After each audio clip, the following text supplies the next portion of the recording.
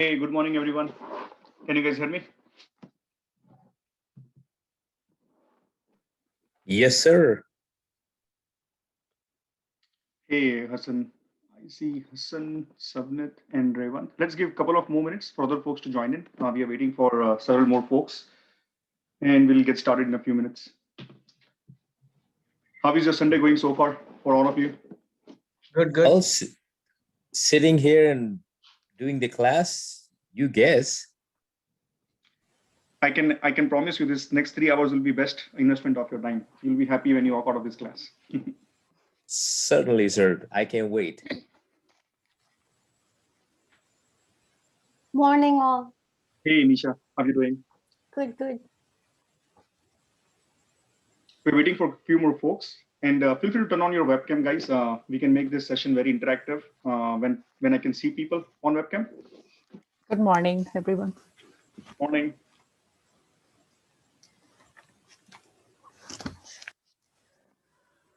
Yeah.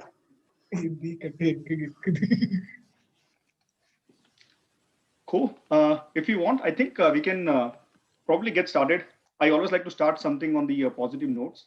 So my first question to you all would be, tell me one thing in your past that you felt that you could not achieve, and after a lot of hard work, you finally made it happen, like you achieved that. Start thinking about that. We have some time to answer this question. One superpower, right? Everyone knows how to get things done.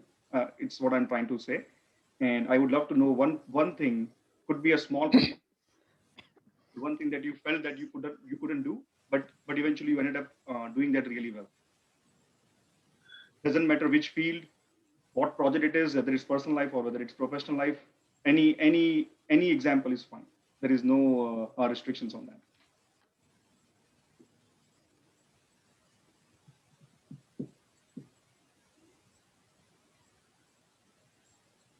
Sir, can you see me? I can see. No, I'm not able to see you, Hassan. That Okay, was so I have to turn on my camera. Hold on. Let me see. I guess so. And this class is recorded just for your information, and we will also share the recordings after the class so that you can go through everything that we've covered in the class. And if you have any questions, we can connect about that later. Do you want to go first? What one thing I felt I could not achieve and I have achieved that recently? Just to give you some idea. I also have to think. I like to put people on the spot, including myself. So let me take 1 minute and think about it.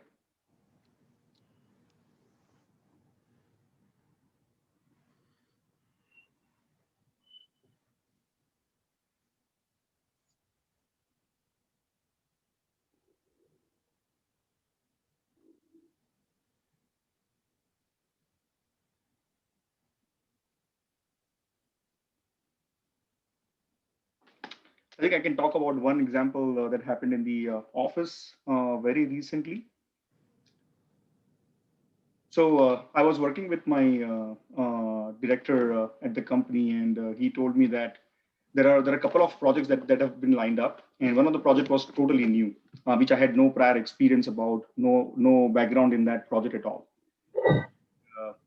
He challenged me that, hey, if you do this in 2 weeks, I'll be super happy. And I had no lights to see that I would not even know how would I start that project. And that was, I think, if in real time, it will take at least 4 to 5 weeks to finish that one. And I challenged myself with that. And with on a positive note, I'm a person who will always challenge myself no matter what. So I took that as a challenge and work on those things. I was able to deliver the project, not in 2 weeks, but in 3 weeks. My boss was eventually happy though. So I think that was one thing that I achieved.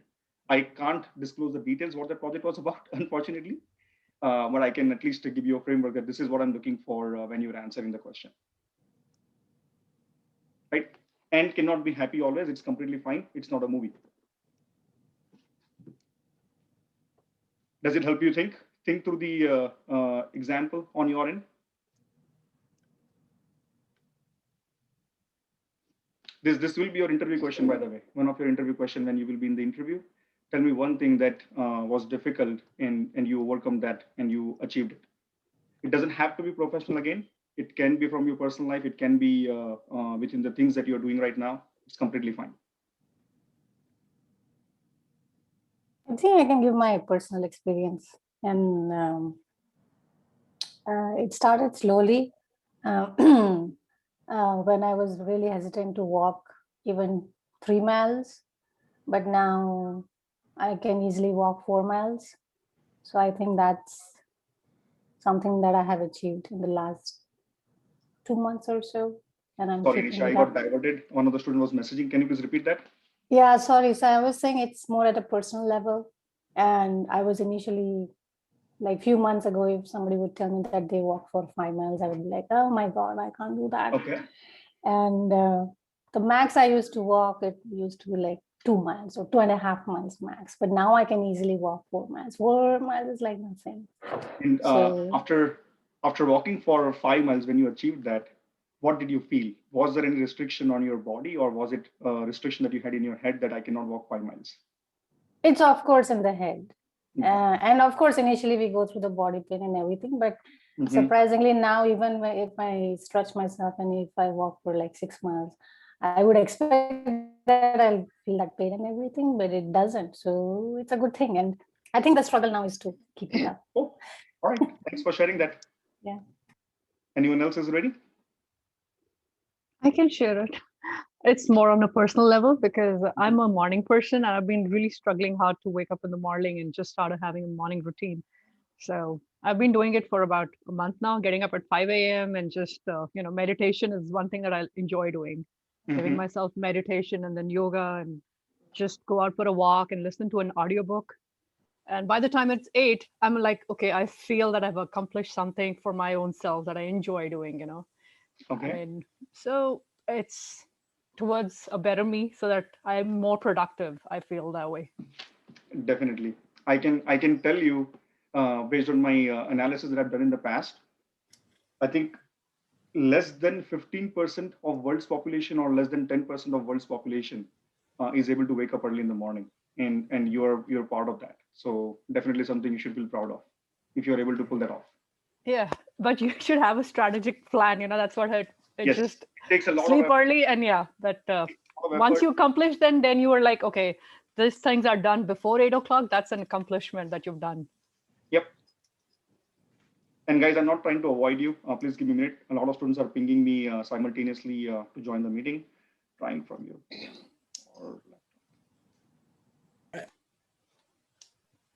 Cool. We have a few more folks. Hey guys, who just joined? Feel free to turn on your webcam. Sessions will be more interactive that way.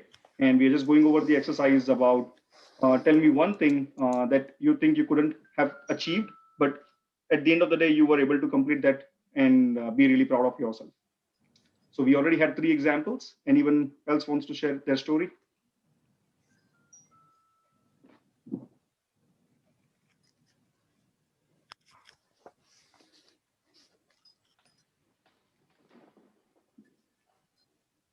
No more All stories? right.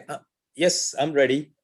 All right, go ahead. All right. So my field is very different. As I mentioned it to you, I'm in auto sales for over 30 years. So after working for one of the prestigious dealership in Dallas, I got laid off. Worked there for 13 years. It was shock for me because I was not expecting. And then I was sitting home. I was like, I have to do something else. And I start going for a mortgage broker license. And it is very tough. The ratio of passing the test is about 20%. If you have 100 people sit in that class, 20% will pass. It's very tough.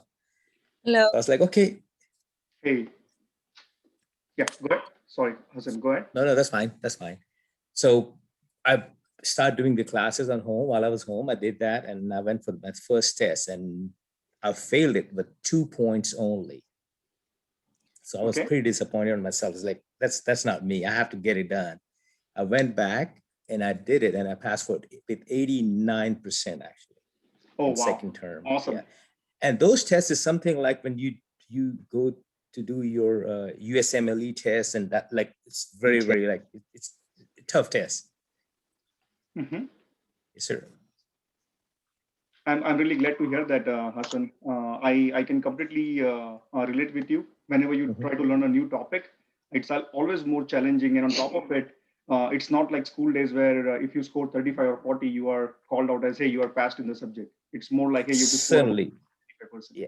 And So, especially somebody finished school back in 1982. That's a long time ago. yep. And I wish they had put this rule even in our school days so that we would have mastered all the subjects in our school days, not just this one. No, certainly, you're right. You're right. So yeah, thanks for sharing that, Hassan. Anyone else wants to share their story? We'll probably take one or two more stories, and then we'll probably jump into the class.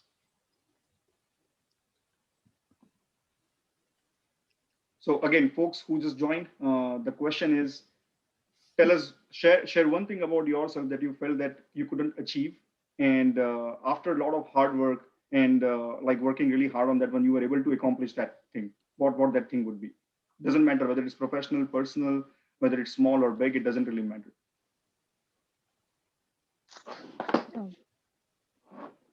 I can share. Go ahead. Hi, everybody. My name is Shazia.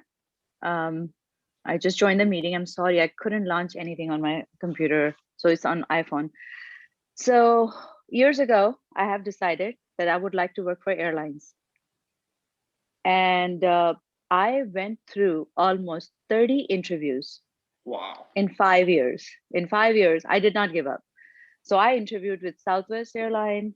I interviewed US Airways. I interviewed Delta. I interviewed every major airline. I did not even leave Emirates or any charter airlines either. So I kept trying and I kept doing it. And I have learned so much after giving 30 interviews. So guess what? When American Airlines started hiring and they called, I submitted the application. I went through 3 interviews and I passed all 3. And that was my achievement after 5 years of applying in airlines. Awesome. That's a really That's an amazing story. Yeah. Yeah. And so let me ask you a question. Not just for you, right, Shazia? I think it's for most of us in the class. So what kept you going for those 5 years? Like when you decided that you want to work for an airlines company, that was just a thought, right? That's a thought. To put the thought into an action and finally achieve it after 5 years. Of course, it's a extremely proud moment. But what kept you going in those 5 years? It was the eager to work for the airlines. Like, I was so much like, I would love traveling and I was not giving up. And I was like, okay, this is my goal. This is what I want. And I would like to achieve it no matter what it takes. And I kept going and did not give up. The result was like, now I have it. I'm like, I have unlimited perks. Like, I don't think any other companies will give you that. And that's what was my achievement. And that was actually the excitement of getting it, Definitely. That excitement kept me going. Oh, that's a wonderful story, like everyone else's. So let me see. I think we do have most of us on the call. I think I'm waiting on a few more people, but they'll probably catch up on the class as we continue. Just keep going away. Yeah, so I was just saying that looks like we all have some great stories to be proud of. And we'll have one more story in our life that we'll be proud of after a few months from now. And that is, I'll make sure that you all are able to secure a job in your business analyst or product owner or scrum master roles that you have joined me for. And the biggest reason, this is the first time I've asked this question in the class. I always start my classes with one unique question, which I've not covered in my previous batches, which is completely new for myself as well. And I can just tell you, some of them said that to get into IT, it's just a thought, right? And to put it into an action again, like we all said, it's a lot of hard work that requires, and there is a lot of determination that is required behind that to take that path for ourselves, right? And it is going to happen. Don't worry about that. A lot of you have the same question in your head. Hey, I did not have any IT experience. How will I get into IT? So first of all, let me clarify the biggest question so that we can, whatever I'm going to share in the class after this, you will be able to digest that and you will not be wondering about the same question. So IT, when you think about a construction company, do you think it's only about people who are putting the bricks or engineers? What is the construction company made of? Like if you are a builder and if you have your own construction company, what kind of employees would you have in that company? Civil engineers, planning, Okay. What else? architects, Architects, structural Planning, engineers, structure engineering. structuring and planning needs. Okay. yeah, materials people who can get all the needed iron, cement, and all that stuff. Logistics, Raw material management. Okay. raw material management, logistics people. Yep. And of course, Software IT. masons, Software IT also. Yeah. Procurement. Okay. IT procurement, marketing. marketing. Yeah, of course, masons, others. You guys forgot the couple of key ones. Sales people, Yeah, sales and marketing. Salespeople, sales and marketing. location. Then legal team. Yeah, legal team, You have finance, a legal team, of course. Finance. Bank. Finance. HR. So when you think about a construction company, you're not thinking just about a person who's putting the bricks, right? You're not just thinking about the engineers. You're thinking about a lot more people. The audience is pretty wide. All the stakeholders that you just called out right now, all the like departments, right? For an construction company, those are the exact same departments we'll have for the IT companies as well. So when you say you are trying to get into IT, you are not actually getting into core IT. IT is not about coding. Coding is completely different than what we're going to learn in the class. And our role is to work with people who code and make sure that they have what they need for, right? For example, if there is a plumber and if there is an architect of the house, how will they talk with each other?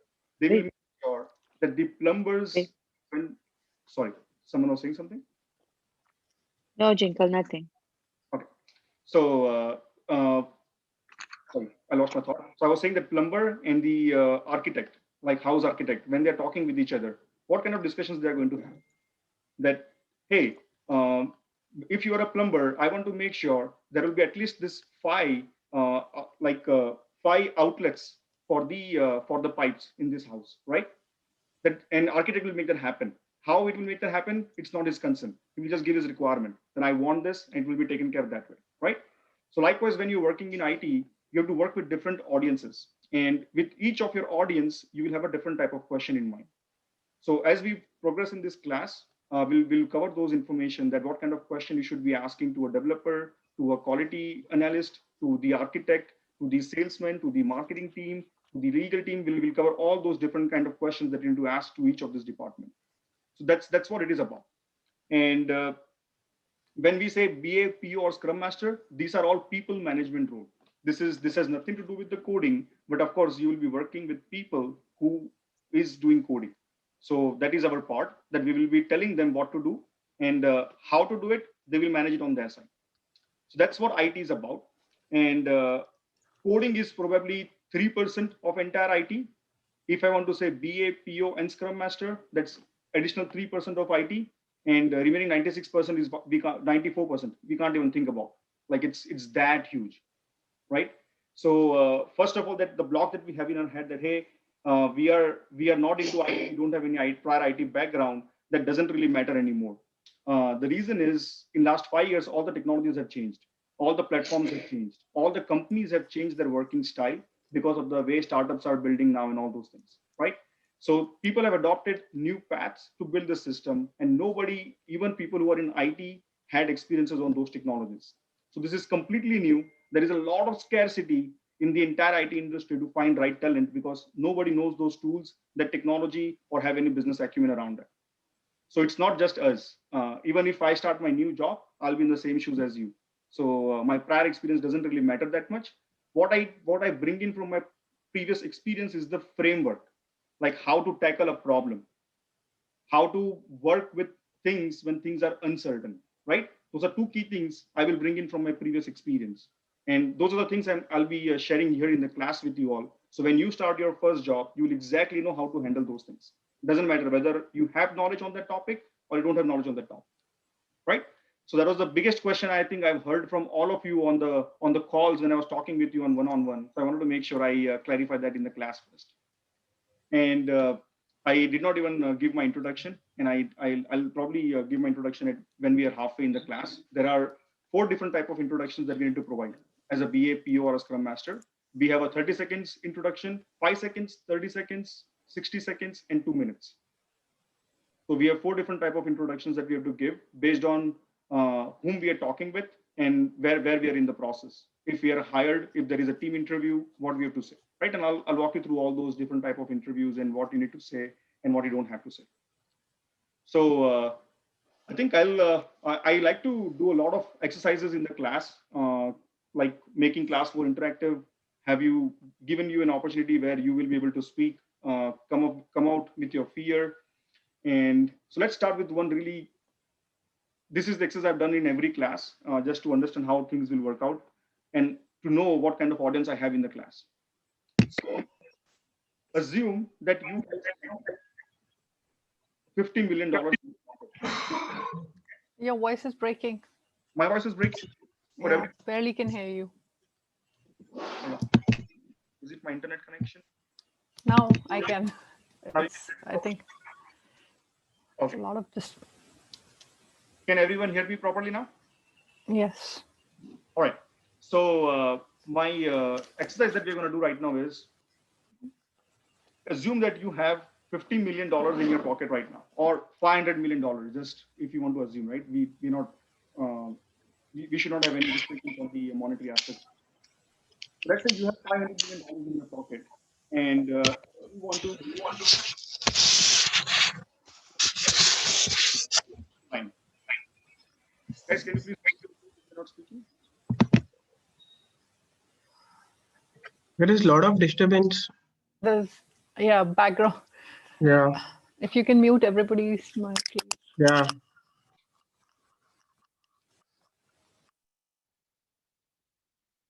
All right. So let me recap that. So after this, we're going to start the mobile application exercise, but I wanted to first touch base on this one.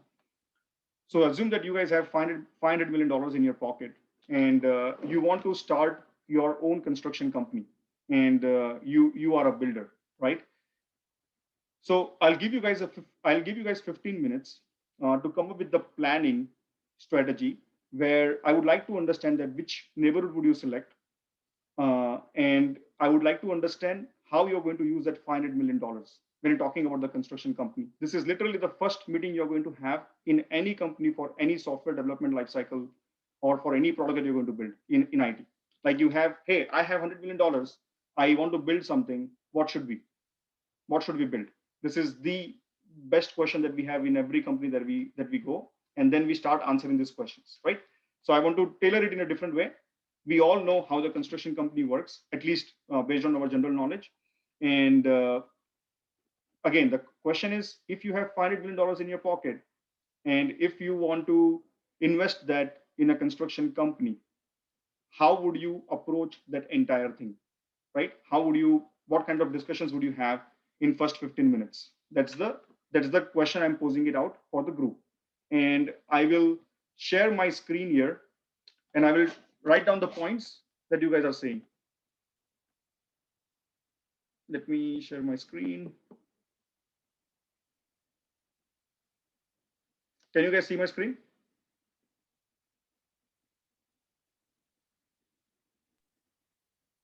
Yeah. Yes. Okay. All right. Okay. Exercise. And so again, question is, we have $500 million in our pocket.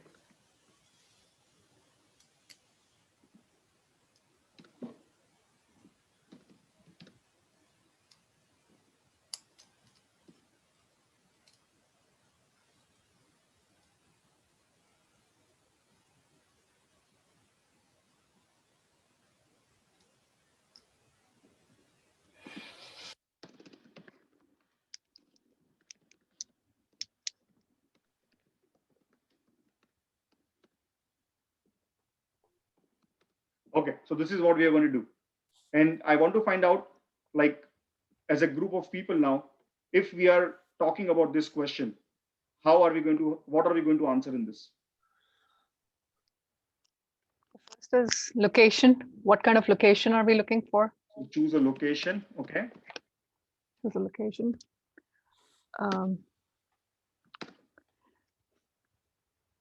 Planning, Planning for? hope, I'm sorry. I missed that. Closest highway to the neighborhood.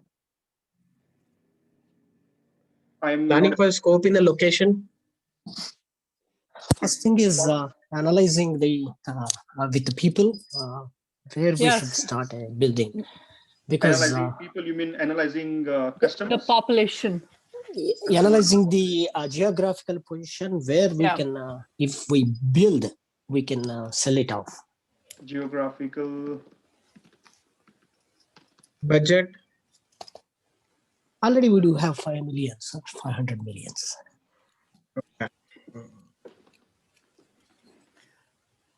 Highway, nearest highways to connect with the city. Nearest what? Nearest? Highways to connect Highways. to the major city. Connected to the city. I want to add something. Mm-hmm.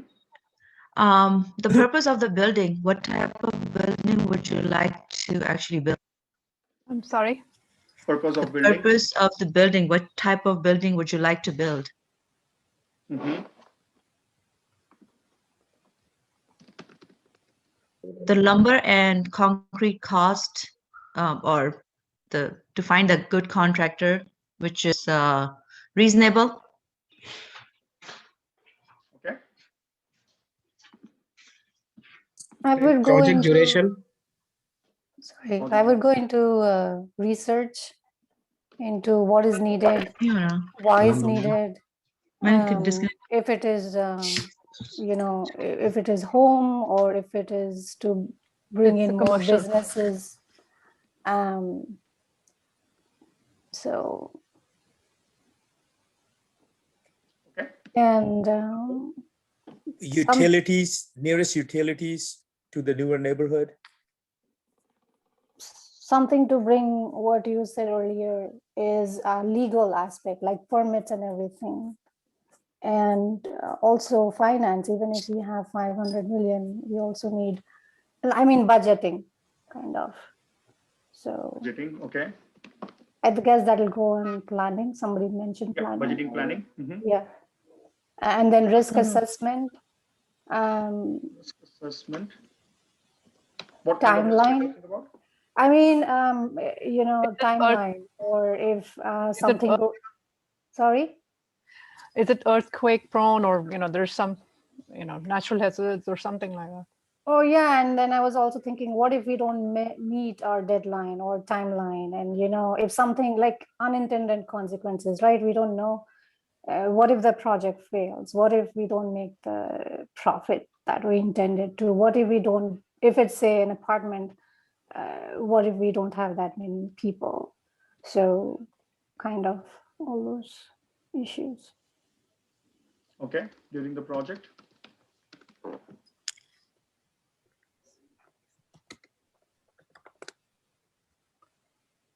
What else? Population of the city where we're building this project, neighborhood actually. Population of the city. I think we have covered it somewhere above. Customers. This one. Population of the city. Okay, analyzing this. Yeah, sorry. My bad.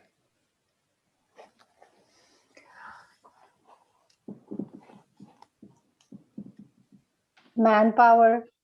I mean, people that we will be hiring. Resources. Contractors, yeah.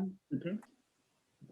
If we are building it for families, we need to make sure that there are schools in the vicinity, close by vicinity.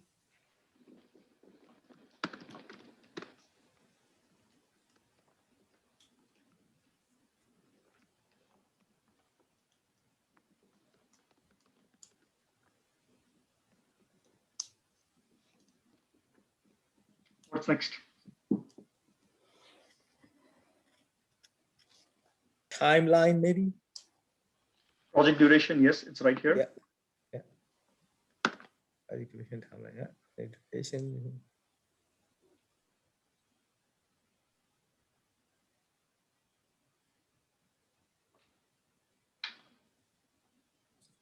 Cool. Any other inputs?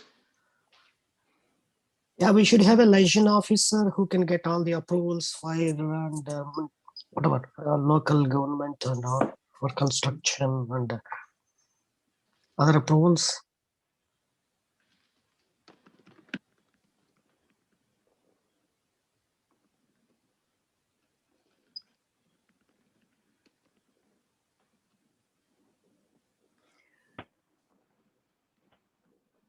Permissions is what you're saying, right? Permissions and permit. Permit is what I Yes. mean.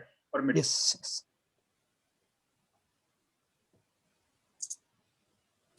What I else? have a question over here. HR people actually to hire the contractors and all.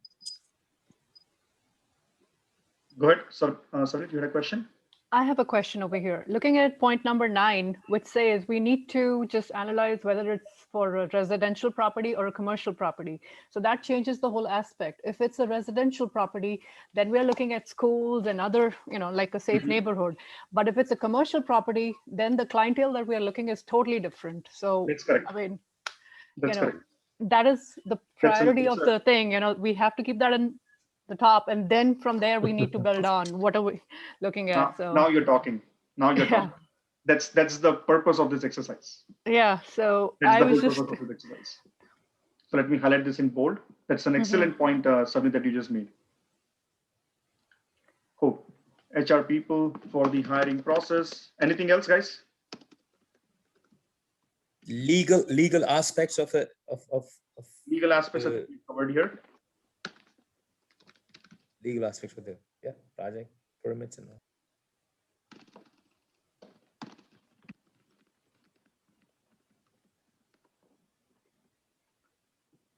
Cool. I think we can probably pause here. This was a really good brainstorming exercise. And how do you guys feel? Did you require any prior IT knowledge for this? No. This is just the general knowledge. These are the exact groups that you're going to work within an IT company. So when I work in an IT company, I work with my marketing team. I work with my legal team. I work with an architect. I work with the development team. I work with the people who are going to do the search engine optimization like Google, right? Google, Facebook, social media marketing. I work with all those candidates. I work with quality analyst, and that's about it. I think pretty much what you have said here, they will all fall in one of those groups. So the reason I've covered this exercise is because when you start your job first, they will ask you a very simple question, right? And the way it's going to work is that people are going to ask you a question and you will think in 100 directions at the same time. So I said that you just have 15 minutes to discuss the project on how to invest $500 million in a construction company and build an awesome neighborhood. What is the reality of those 15 minutes? What can you actually cover in those 15 minutes? This is your first meeting in your office, right? Where people, when the moment you join in, they will say, hey, we are building this mobile application for our customers, and that's it. And all the eyes are on you after that, what you are talking and how you make it happen, right? And we are going to do those real exercises in a few minutes from now. But before I do that, I really wanted to cover this example. So in 15 minutes, what all you can cover? If the meeting is for 15 minutes and if you have like 7 or 8 people in that meeting, what would you do?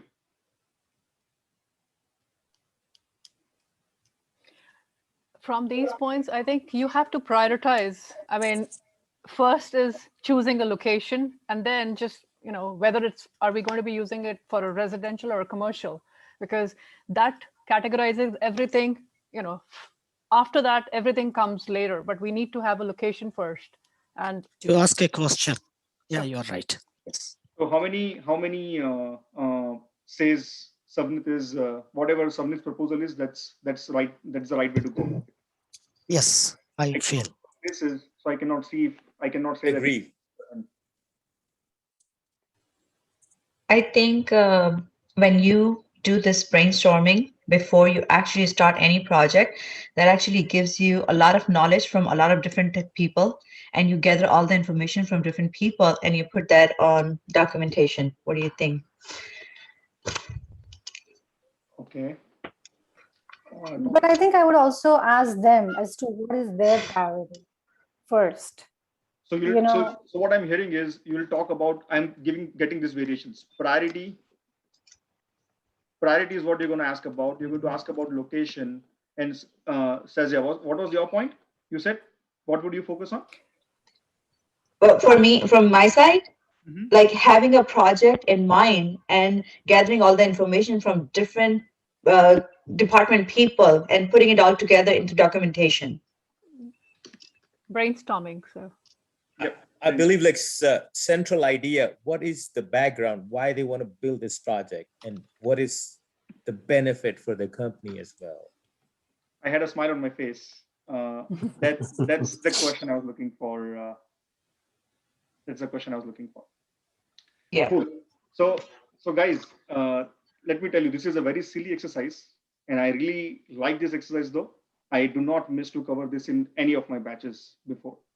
The only reason is we all know how construction company works, or we can at least guess how it is going to work, right? The biggest question that you have in your mind when people approaches you in the office, hey, can you do this for me in next 1 hour? Can you do this for me in next 2 hours, right?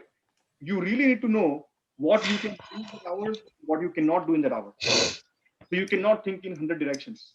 What we had here, it's a really, really good exercise, really, really good requirements, but I cannot discuss all of these points in 15 minutes, right? If it's my first meeting, if you're going to invest $500 million, just assume that you are going to write a check to someone for $500 million. What would you ask? Would you ask that, hey, will there be an HR team? Will you ask that, hey, will there be a permission provided? Will there be a neighborhood? Would you ask all those things? Return on investment. Right? You'll focus purely on two things. Why exactly you need money? Tell me that first. Why do you need money, and what are you going to use it for? Am I right? yes. When you start any meeting in any office, in any project, doesn't matter whether you are in the project for 5 years or 10 years, or this is your fresh start. It doesn't matter. First two key questions that you are even going to ask your interviewer, hey, that why do you have this position open? Are you trying to fill in a new person in your existing team, or you're creating a new team, or it's a new project? We are allowed to ask questions in interview, and we have to be brave when we ask those questions, right? As long as it is making sense to everyone. So this is the framework that we have to follow. First thing is W4H. This is the why is the first one. Why, what, when, where, and how. So this is how I define. So these are 5 words that you need to remember whenever you go for any meetings for 15 minutes or 30 minutes. Doesn't matter whether when it's a first meeting, you will purely focus on why. Why are you planning to build a neighborhood? What is the motive behind it, right? So example is, why are we building a neighborhood?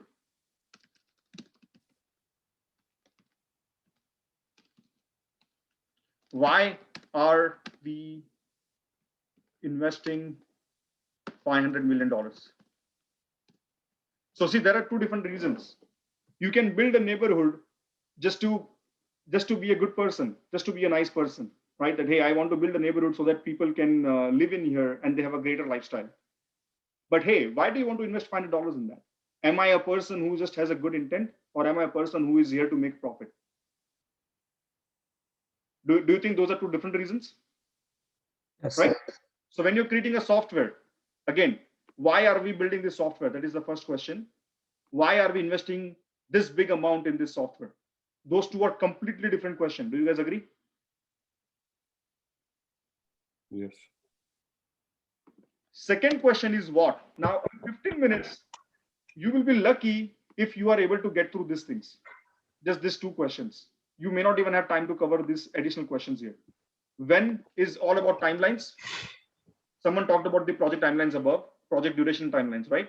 So when is about the timelines, but you will not talk in terms of, hey, that it will take 5 months for construction, 5 months for engineers, 2 months for inspection. You will not talk in this way, because it's at the high level. You will just say that, hey, it may take 2 years from now. That's the gist, right? It may take 2 years from now. And what are we developing? What are we building? Because if I ask me, the residential, versus commercial. What are we developing? Where is the location? And sorry, we can actually make this as W5H. There is one more question I have to ask. Who is going to use this?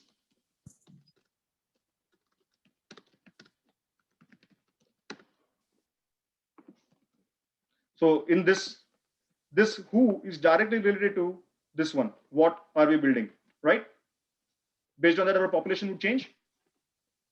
So whatever points we have collected here, all those points are falling somewhere in these 6 questions. And I can probably categorize it for you right now. So over here, we will need legal, HR, marketing, sales, engineers, architects, vendors, correct? How will we develop this? We cannot do this. We will need raw material. We cannot build anything without these things. Am I right? And we will need permit at the end, in the beginning. So this is how we are going to build a software. So the entire how is covered here. Where is the location? Research for location would be based on school, based on highways, utilities, Shopping centers. shopping centers.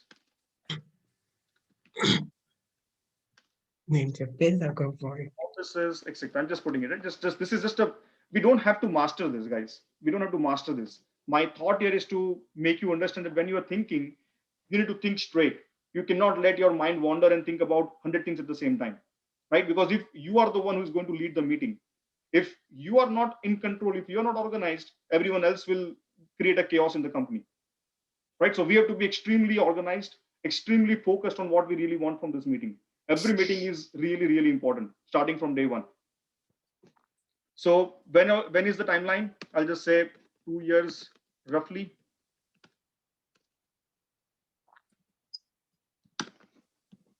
Who is going to use this product?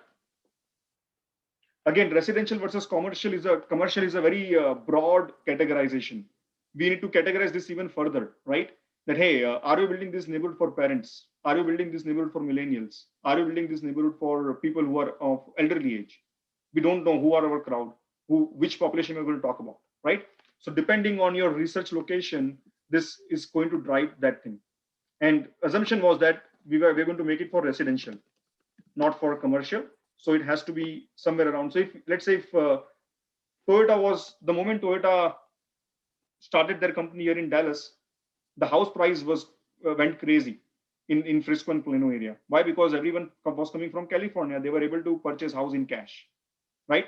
So they knew that they will be able to afford house for $500,000 to $600,000 minimum. That is their minimum expectation that they would have, right? So you can afford to make houses which can be $500,000 at least for them, and you know that they will still be sold. So the average population that you're talking about, their income would be at least $200,000 to $300,000 a year. So you see, you have to do the research on which type of person is going to move into this house. Based on that, you have to price your house, choose the location, and everything will come along with that, right? So what are we building? Who is going to use the product, and where is the location? These 3 things are very related. So who's going to use the product based on income, credit score, based on the general needs like schooling, office, etc. And I'm just trying to give you guys an idea. I don't want to go in too much detail. We're going to go in a lot of details for the actual project that we're going to work on. Why are we investing $500 million? Can someone tell me why? Simple answer, right? To make profit. To make profit by X number. Am I right? Why are we building a neighborhood? To provide a greater lifestyle. This first question is always a problem statement. When I say problem statement, so you might have heard about Uber, you might have heard about Lyft, you might have heard about Google. What is their mission? right? What is their mission? Their mission is always going to be some problem that they are solving for. Customer experience. Yep. So let me show you here. So Google's mission statement is, our company mission is to organize the world's information and make it universally accessible and useful. That's why search makes it easy to discover a broad range of information from a wide variety of sources. This is Google's mission statement. What does it mean? This is the solution that they've offered. The problem is that information is not accessible. Can I assume that's the problem? Search, providing a search option is a solution to that problem. Problem is something which we are facing right now, which is not solved. So the problem is information is not accessible universally at this point. How could we solve that challenge? There is one way that Google has tried, providing search option. There is another way, we create books. We write books and we share books and we give books to everyone. There could be 100 different ways to solve the exact same problem.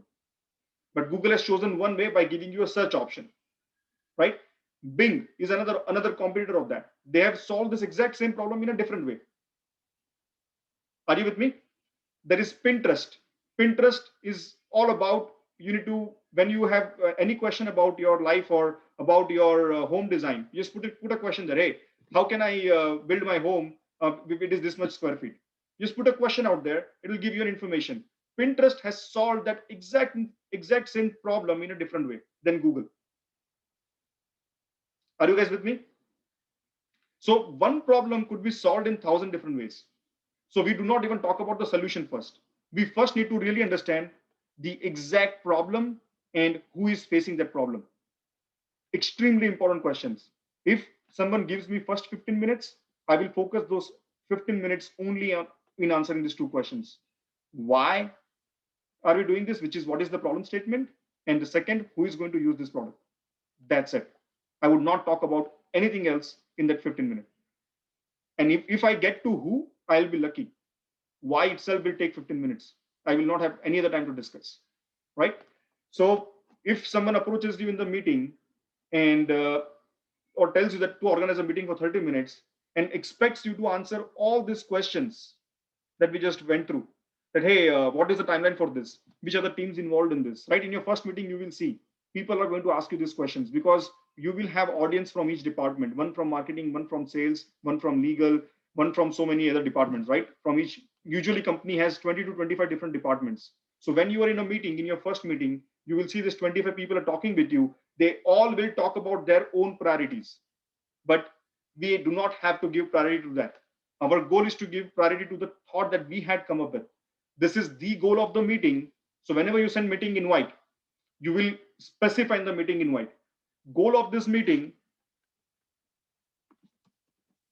goal of this meeting is to brainstorm and understand the reasons behind investing $500 million to build a neighborhood. So now what is happening? The moment I put this statement, I am binding people to not wander in the meeting and talk about something random. The moment you say someone is asking a question, hey, we will need legal's approval, we will need HR's approval, you need to tell them, hey, we are not talking about the how part right now. Hold on, we'll come to that. Let's just talk about the why right now. Why and what, or who at the max, right? Let's not allow them to talk about timelines, about the location, about who all we need, about what are the actual requirements. We will not even worry about that right now. Our first meeting is purely to determine problem statement. This problem statement is so important that if you do not create this right, if you do not write this right, then the entire project will derail, and the entire project will produce outcomes which no one would really need that. And you will see more examples on that. Go ahead, Sarneet. You're on mute. You're on mute. Okay. In the first part, when you said why, does it also have to specify about the location? Because I mean, why do we choose a certain location? Because there could be When five you, different people coming with 5 different locations. So, or it's, that it's location a has valid already question. been, Yes, that's a we'll valid be question. covering that part also? No. So No? Okay. we are, so this W5H framework, right? It is applied at multiple levels. This is the first level where we are applying it only to discover the overall goal of the project. Okay. Once you define the overall goal of the project, you say that we need to choose a location, right? Again, for that location, you will ask these 5 questions. So that will be in the next meeting. Next meeting after that. Okay. Oh, so we have to take only one thing at a time, right? First talk Got it. about this, then get deeper, and then get deeper. Okay. Any questions, guys? No, so this is basically a need assessment meeting, actually. Yes, need. Why do we need this project? You will see there are a lot of people who wants to advocate that we can do this for the company, we can do this for the company, right? Before even they hire a business analyst, they want to get approvals from a CEO of the company that we need to start this project and we need funding for $15 to $20 million. I'm just giving you some random number, right? This could be for $10 million, this could be for $100 million, depending on your project and depending on your team. But why would your CEO approve these things? Why would your CEO approve this project? Just because you had an idea doesn't mean it gets approved. And just because your idea is valid and it's solving company's problem, still it does not mean that it will get approved. Why? Because if your project is generating $50 million after investing $10 million, but let's say Savnit comes up with a project in the same company and she's also seeking for $10 million, but her outcome is for $100 million, I would not get priority. Who would you give money? If someone is coming to you and tells you that, hey, I will grow your business 5 times, give me $10 million, and someone tells you that I will grow your business 10 times, whom would you give your 10 million check? Naturally to a person who's going to grow your business 10 times. Because even if that person fails, you will at least make sure that it is grown to till 5 times, right? So it's a use of the money. Where would you invest your money? This is not your role. You are not supposed to make these decisions. The reason I want you to walk you through this framework is because 99% in your interview, you will have one director or a vice president who is interviewing you during the time of interview. And when they're talking with you, I don't want you to talk about something which is not relevant to them. I want you to talk with him in his language, right? So in his language would be, if the moment you're talking with a director or a vice president in the company, hey, what is the problem that you're going to solve in next 1 year from now? As a company, what is the problem you're trying to solve? We ask them boldly in the meeting, in the interview. If you ask me, if I am working with the vice president in an interview, if he asks me a question, tell me about yourself. After I end my question, I would tell at the end, hey, I would also love to know what is the vision for this year for this company and what is the problem we are trying to solve for. But we can come back to this later. I want to first make sure I answer all your questions and then I can talk about them. So to get selected in an interview, you need to talk in that person's language. And we cannot do that without understanding what that person is looking for, right? So when you're talking with anyone at a director or above director level, they are always going to look about these things, W4H. H is not even their concern. They will not even focus on that. The questions are, why are we building this project? So if it is your first day in the company, someone tells that we are building a mobile application. Your question is, why are we building a mobile application? How much is the investment for that, right? Who is going to use this mobile application for?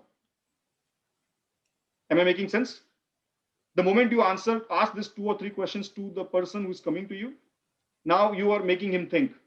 Now you're going to get the information. This is how you can, it's a puzzle, right? It's a big puzzle that you want to solve. This is one way where you go in this organized approach.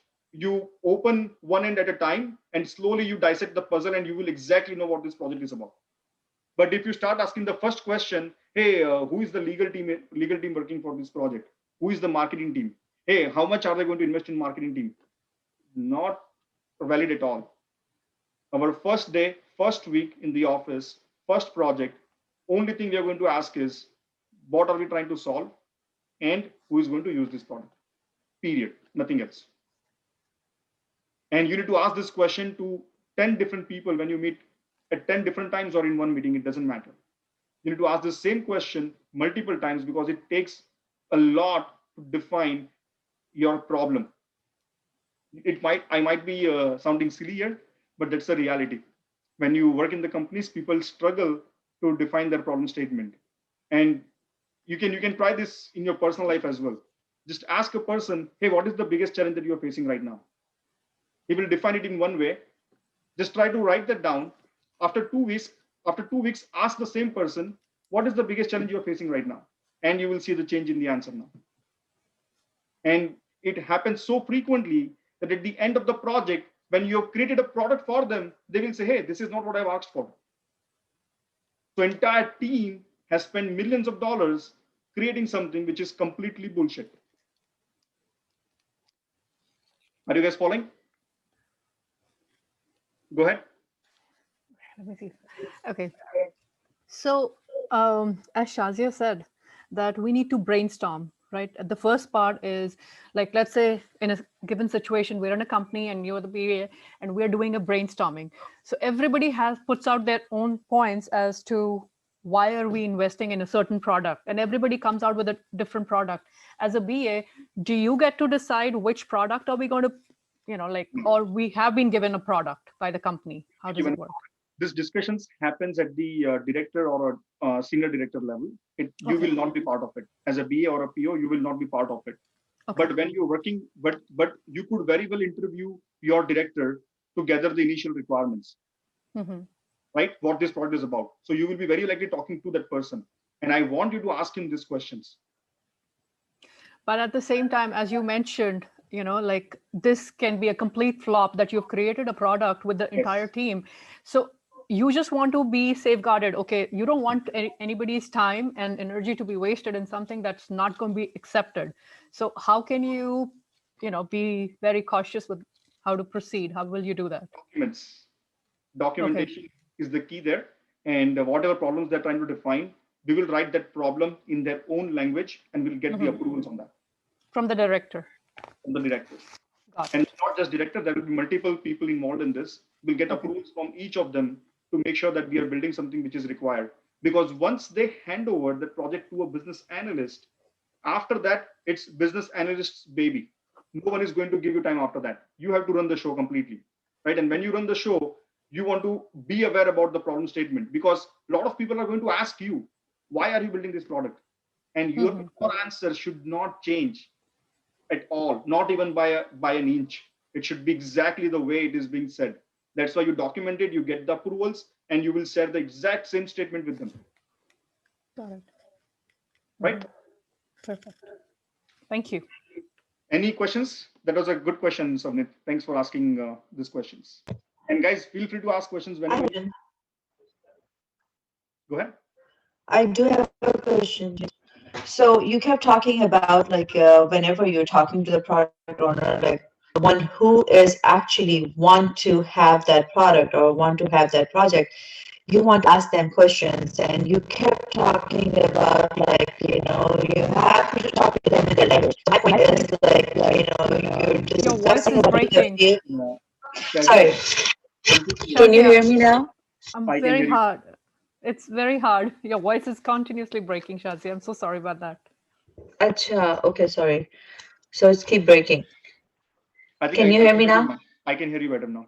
Okay, so James, my question was like not the whole time we were talking about. Again.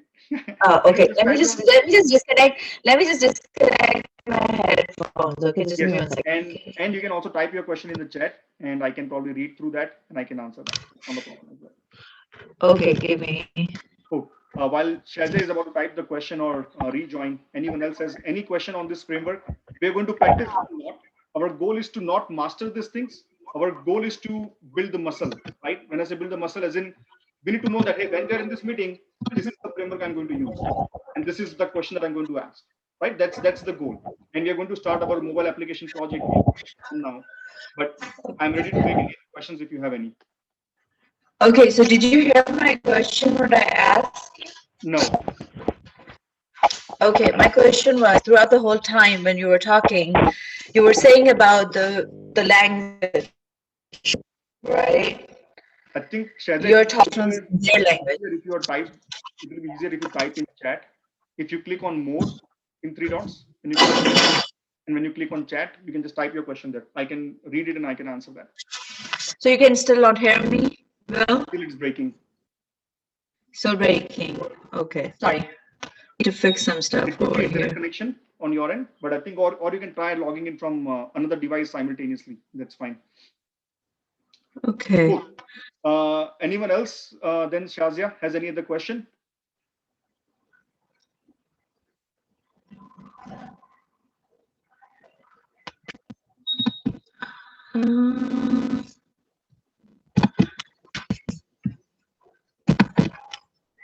So, okay, now. Can you hear me now? I feel Still the same. Oh, never mind. Feel free to type in, this fine, Shazia. Feel free to type in. It's not a problem. For anyone else, if there are no questions, I can move on to the next topic. And I'll answer your question, Shazia, as soon as you type that question. So I'll quickly walk you through the curriculum of the course. And then I also want to go to the LinkedIn.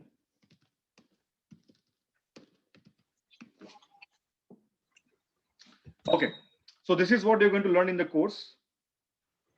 This is my background. Just walk you through. This is my introduction. Basically, I have had experience leading interviews directly with CEOs. I was working for a company called Young President Organization before, and the company is more like LinkedIn of CEOs. They only had CEOs in their network, and we were building products for them. So I was really fortunate with that company and lead the interviews directly with the global CEOs, international CEOs. I have had digital transformation, build so many mobile applications and websites for companies. I have 4 international startups bootstrapped on my name. Currently, 2 of them are active that I'm working on. I do teach people on Agile and coach my team at office how to use Agile framework, how to master that while building a product. So there are 2 different ways to build a product. One is waterfall, and the second is Agile. And I'll walk you through both of them as part of this class. This is how long it's been for me teaching in IT. I do know a lot about AI.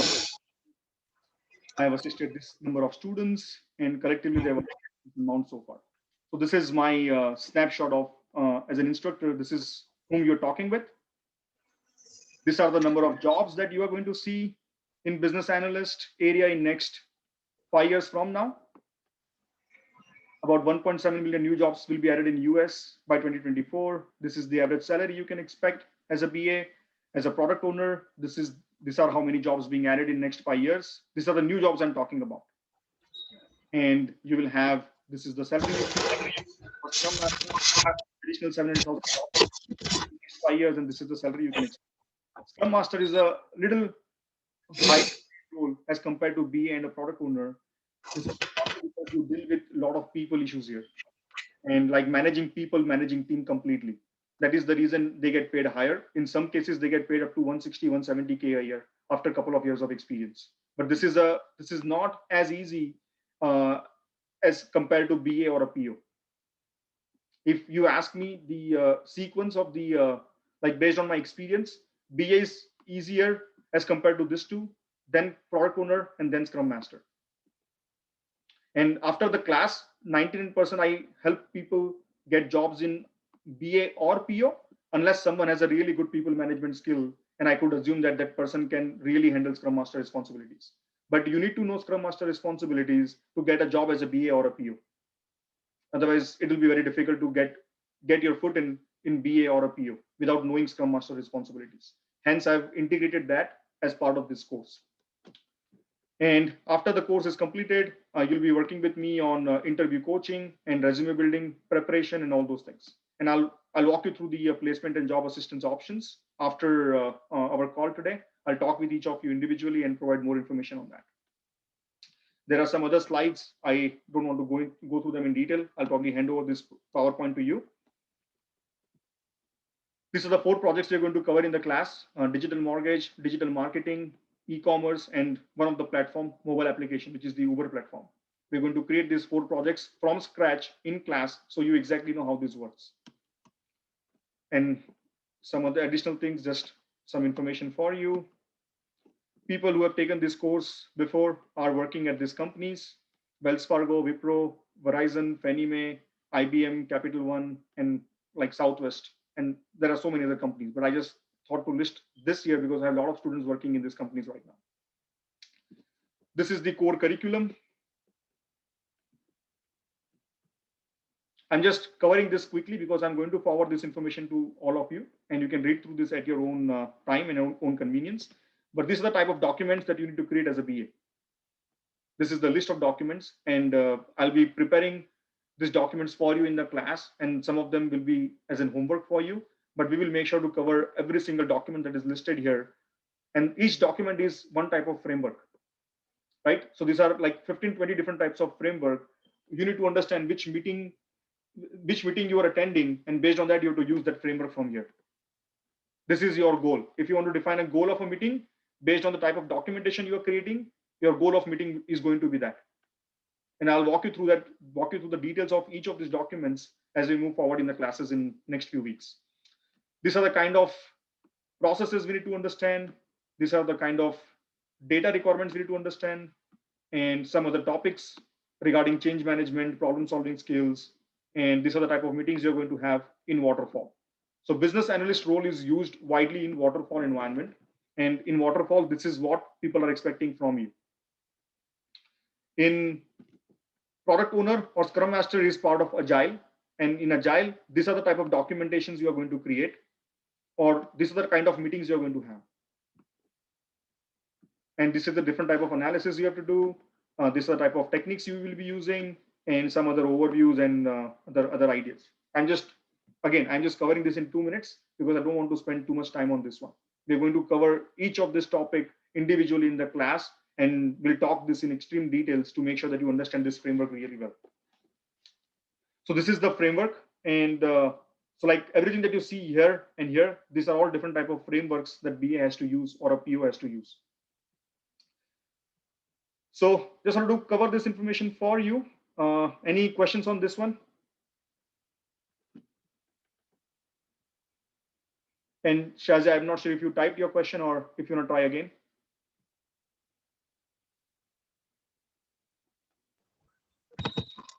Can you hear me now? It's still not good. You may want to type your question in chat. I will type the question. Hold on one second. More option, click on more, 3 dots more, click on that. It will give you a chat option. It will say send it to everyone, and I can take it up from there. Cool. All right. And I think we can all take a few minutes break, and then we'll start the actual project, mobile application project, iOS and Android. And I'll tell you, again, we'll do one exercise, and then we'll do the actual iOS and mobile application development from today onwards. So just hang in there for a few more minutes, and we can continue our discussions. It's 11:08. Let's get together in 5 minutes, and we'll talk about this again. Cool.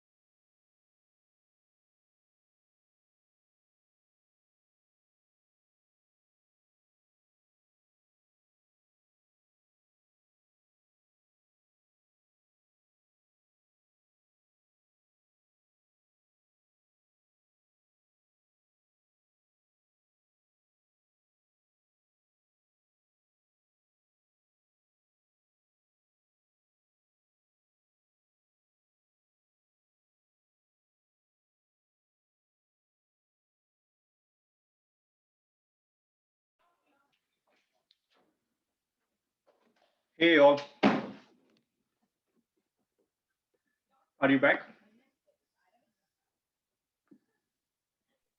Yes, sir. Yes. Mm, Can you hear me? You may want to try a different device, Shazia. You can Yeah, try.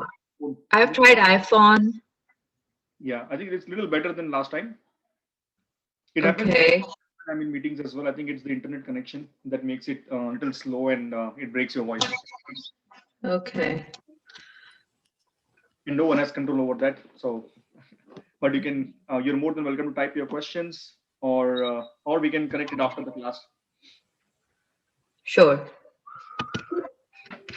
Cool. So, Okay. My point was about the language.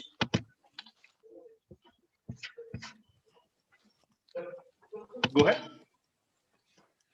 As a BA, when you're working in the meeting, like when you're in the meeting and you mention that over and over, that being in the meeting, talking in the same language, which I completely understand. Mm-hmm.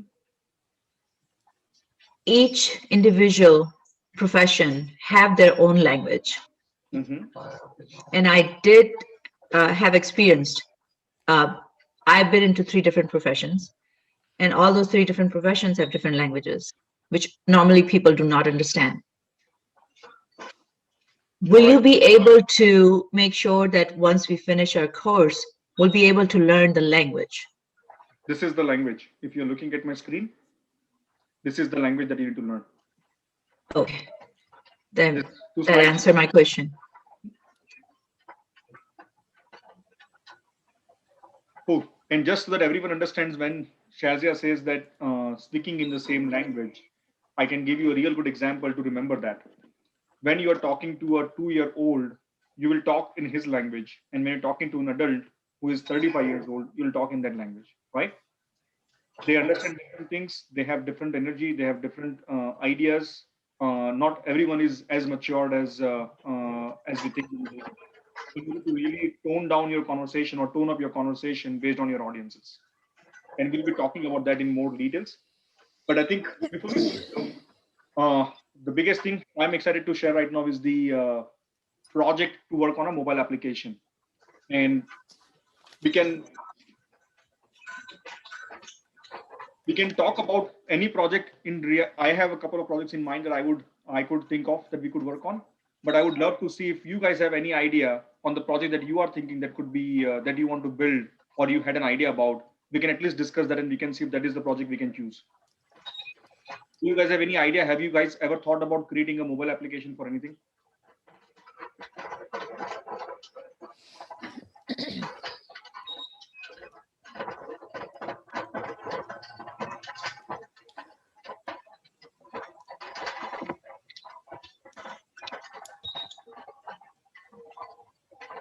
Can you guys hear me? It will be really good if you guys can please turn on your webcam if you are comfortable. It will really make my life easy to understand who has a question, who doesn't have questions, or who is trying to. So, can I say something? Yeah, go ahead.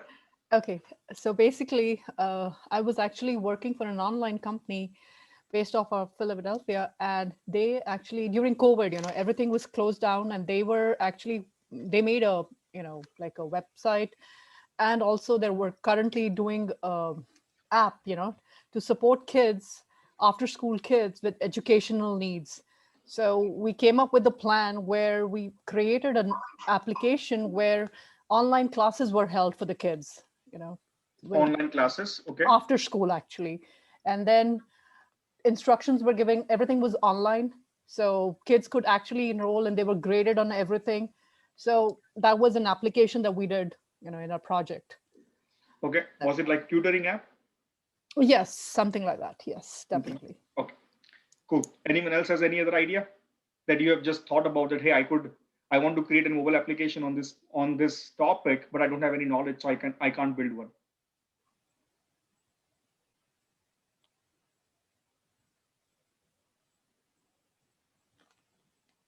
No other ideas?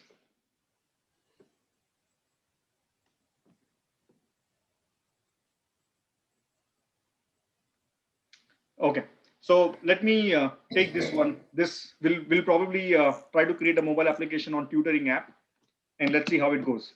So Savnit, since this is your idea, this was the follow-up question which I did not mention before, but I'll have several questions for you now, since we're going to work on this idea. And let me just ask you, right? Like, assuming this is my first day in the office, and now I have questions on this one. So, hey, Savnit, I was told that by my manager that you're working on a mobile application where you want to create something, you want to create a marketplace or a platform where tutors and the students can communicate with each other and get some help. Can you elaborate a little more on that? Why exactly are we building this mobile application? I mean, you want me to go ahead and tell you like why is it online and why not we are doing it in person? So why do we need to build an app first? It's I'm trying for to the convenience of. I'm sorry. Solve. What did you say? What problem you're trying to solve? I'm trying to understand that part.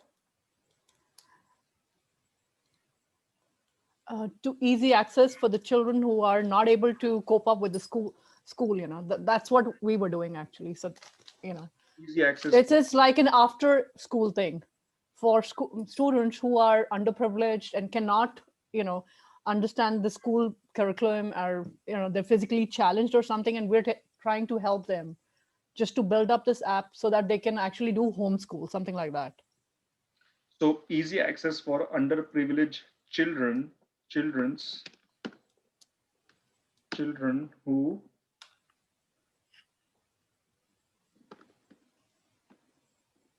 may not have access to all resources,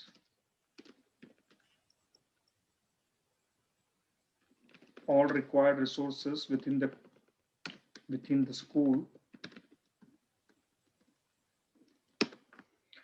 Provide easy access. I'm trying to make up something based on the discussion that we had, right? Provide easy access for privileged. But the biggest challenge that I'm facing over here is it's a nonprofit. If I put that thing in, so then we need the funding, No. Again, think about one thing at a time. Got it. First thing first, why exactly am I building this, right? Whether it's for profit, whether it's for non-profit, doesn't matter. Every single product that exists in the world has a reason for it. And the reason is that solving some problem. I want to find out what problem is this platform is going to solve, right? So provide easy access for underprivileged children after school hours who may not have access to all required resources within the school. Yes. Within the school due to, I don't want to say physically challenged, but I think underprivileged kind of covers that, who may not have access to all required resources within the school. Because what we were doing, we were even providing them with personal laptops, just to connect, because not all people have access to laptops and phone devices. So we were able to provide them with those, it was like, that's what we were trying to help them. So guys, I first want to make you all realize that it's not just Savneet. Whenever you talk to any business people, right, this is how you will get answers in. So if you see that the moment she is saying something, I'm trying to articulate it here. Why? For one reason, I want to make sure she agrees with me. Right. If she doesn't agree with me, I can't even move forward. My entire project will just go in vain.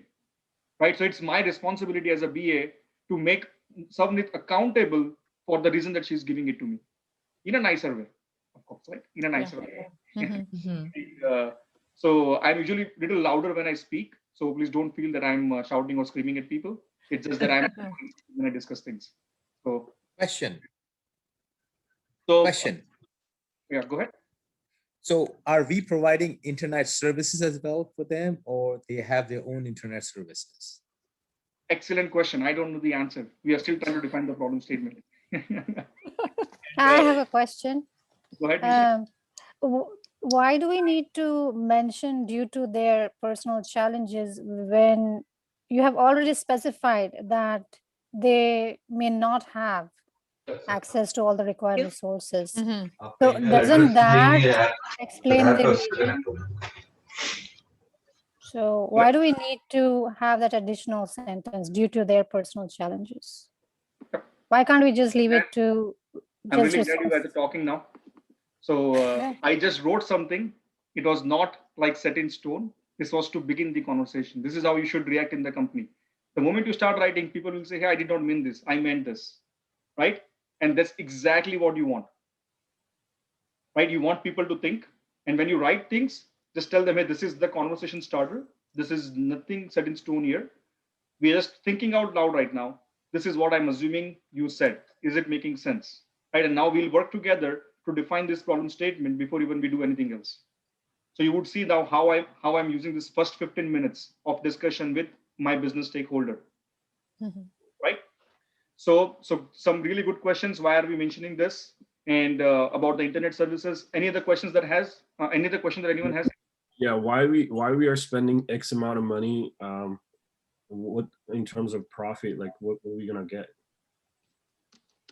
Money, X amount of money. So you mean the benefit for the underprivileged people, right? What the outcome, what they're gonna get out of it? Company gonna get, because underprivileged, like what kind of profit are we gonna get from them? Yeah. So again, guys, if you remember, we have two different why questions. First is, why are we building this? Second is, why are we investing money in this, right? So we are still talking about the first question. Why are we building this? And then we'll talk about the profit part little after that. Cool. So go ahead, Savneet.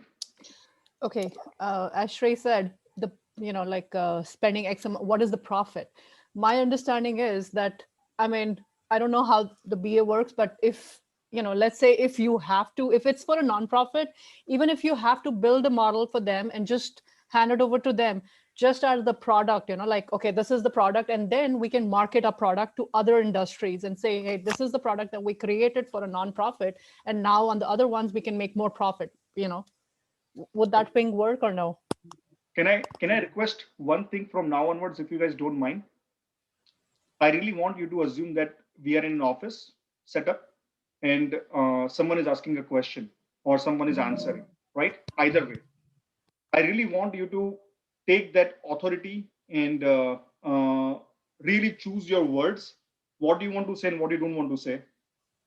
To see that, hey, if someone is asking a question, should I answer this or should I answer this? And likewise, when someone is asking a question, try to be professional and try to ask, hey, this is what I'm asking, right? It'll make your life easy. I really want to see how you're going to make these mistakes here in the class so I can correct that and I can help you not create the same mistakes in the office.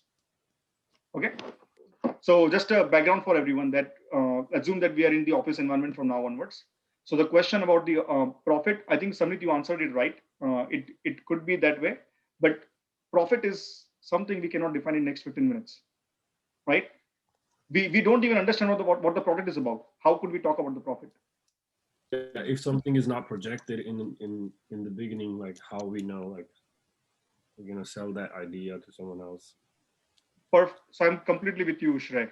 I see where you are going from this. You're talking about the investment and the plans and the profit and all, right?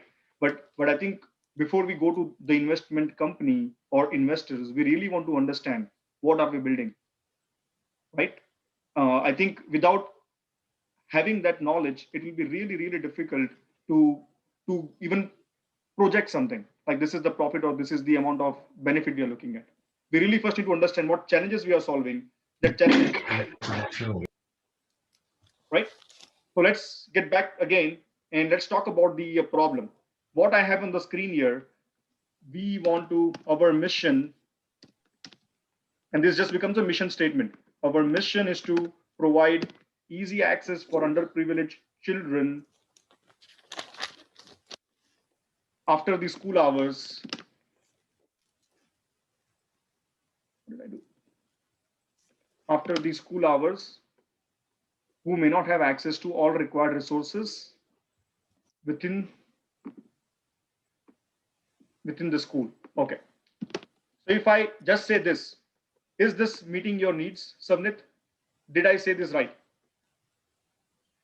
So there was a question about underprivileged. Why are we just talking about underprivileged? This is a platform, anybody can use it, right? Like people who are not, who have access to these resources why are we restricting them to use this tool?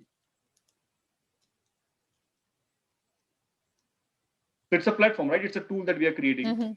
Find out why are we choosing a set of a persona. What you said here is a persona. You are understanding what persona?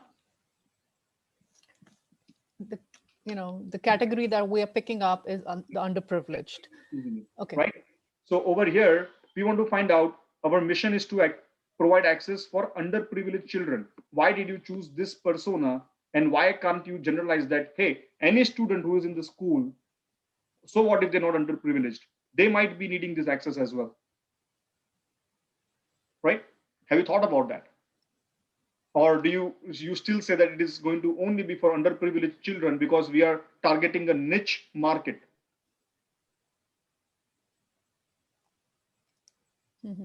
You don't have to answer this right away. I just want to give you these things in your head so that you can think about this. And in our next meeting, when we talk again, we can probably deep dive on these things.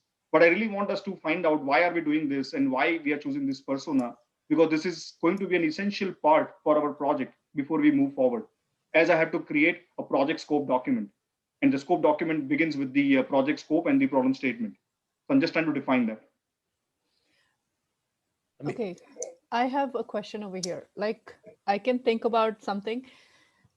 There are so many, competitors that are offering those kind of tutoring services, which anybody can just easily afford, like any general kid, But focusing on underprivileged, the only reason is that they are the ones who are left out, who cannot go on and just access those resources out there. But that's one thing I can think about. No, so it's completely fine. You are the business person, and like when I'm in the office, they make the decisions. As a BA, it's my job to challenge them, right? Okay. Ask questions. Hey, why exactly are we doing this? So if you want to go on this path, I'm completely fine. I just want to make sure that we have thought through these things before we move on this path, right? Because if you say that after we are 6 months in the project and you come up and say that, hey, it's an underprivileged children, now I want to change it to all the children's, it's not going to be possible because we're already halfway in the project, right? So I want to make sure we define these things first before we go into those kind of discussions. Hence, I'm trying to bring up these questions right now with you. And affordable competitive services available is what you said. That makes complete sense. But assuming that you are comfortable with underprivileged children as the persona, can we say that? Is this the right mission statement that we have? Our mission is to provide access for underprivileged children after the school hours who may not have access to all required resources within the school. Yeah. Yes. So if this is the mission statement, does this look good to everyone? Yes. Okay. So did you guys see how the interaction went between me and Samneet? Yep. Exactly. Yes, this is exactly what you're going to see in the office. When people will come and say that I need a mobile application, hey, I need this. The moment you start asking questions, that person may not have all the answers right away, or may not able to articulate that same thing the way he or she should have, right? That is the reason we start documenting things. And we need to say it very nicely and politely. Hey, what if we choose another persona? What if we do this? What if we do this? Right?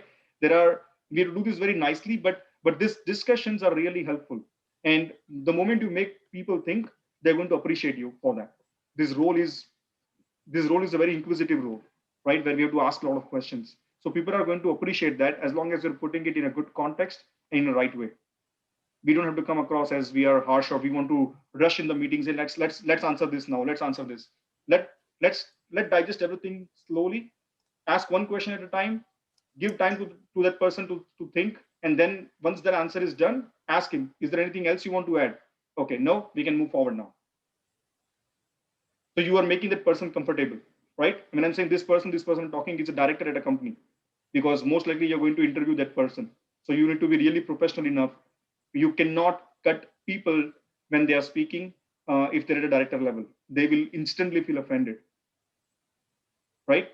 Instantly feel offended, and they'll probably say that on your face. Hey, I'm not done yet.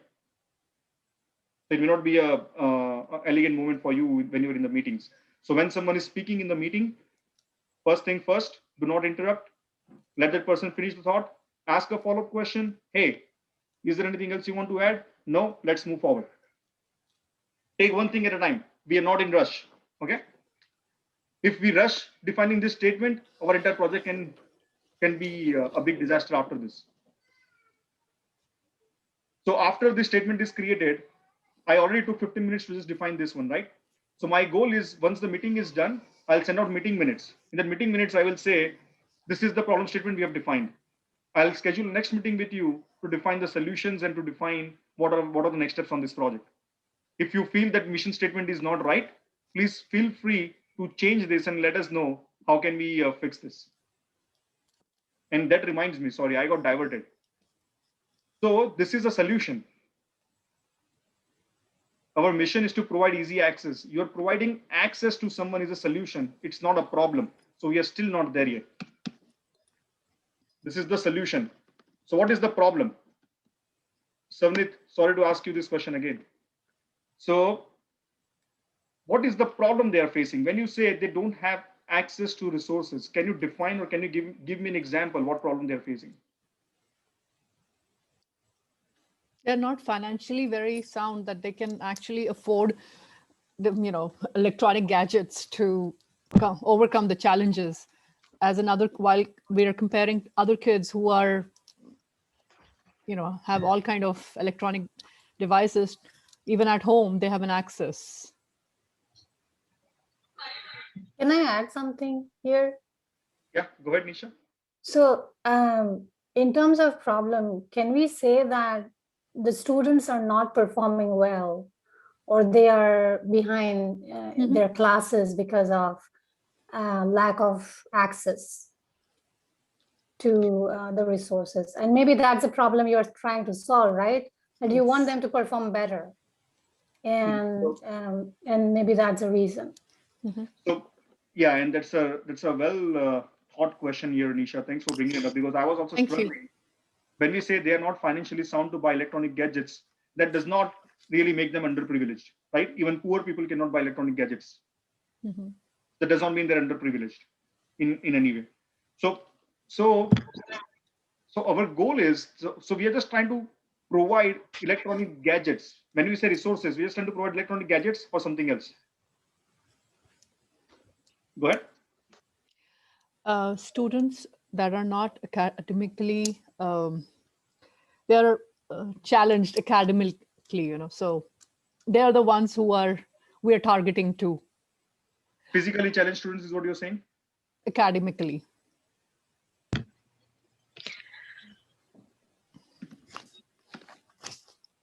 So do you mean low-income families? Is that what you mean when you say they can't afford the product?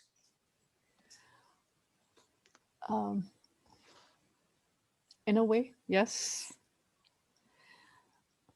Because right now what we're looking at, whatever is covered in school, students have an access at home and they can actually do everything at home on their personal gadgets, but who are underprivileged, they don't have an access. They're having a hard time following what the teachers are teaching and, just having to cope up with that.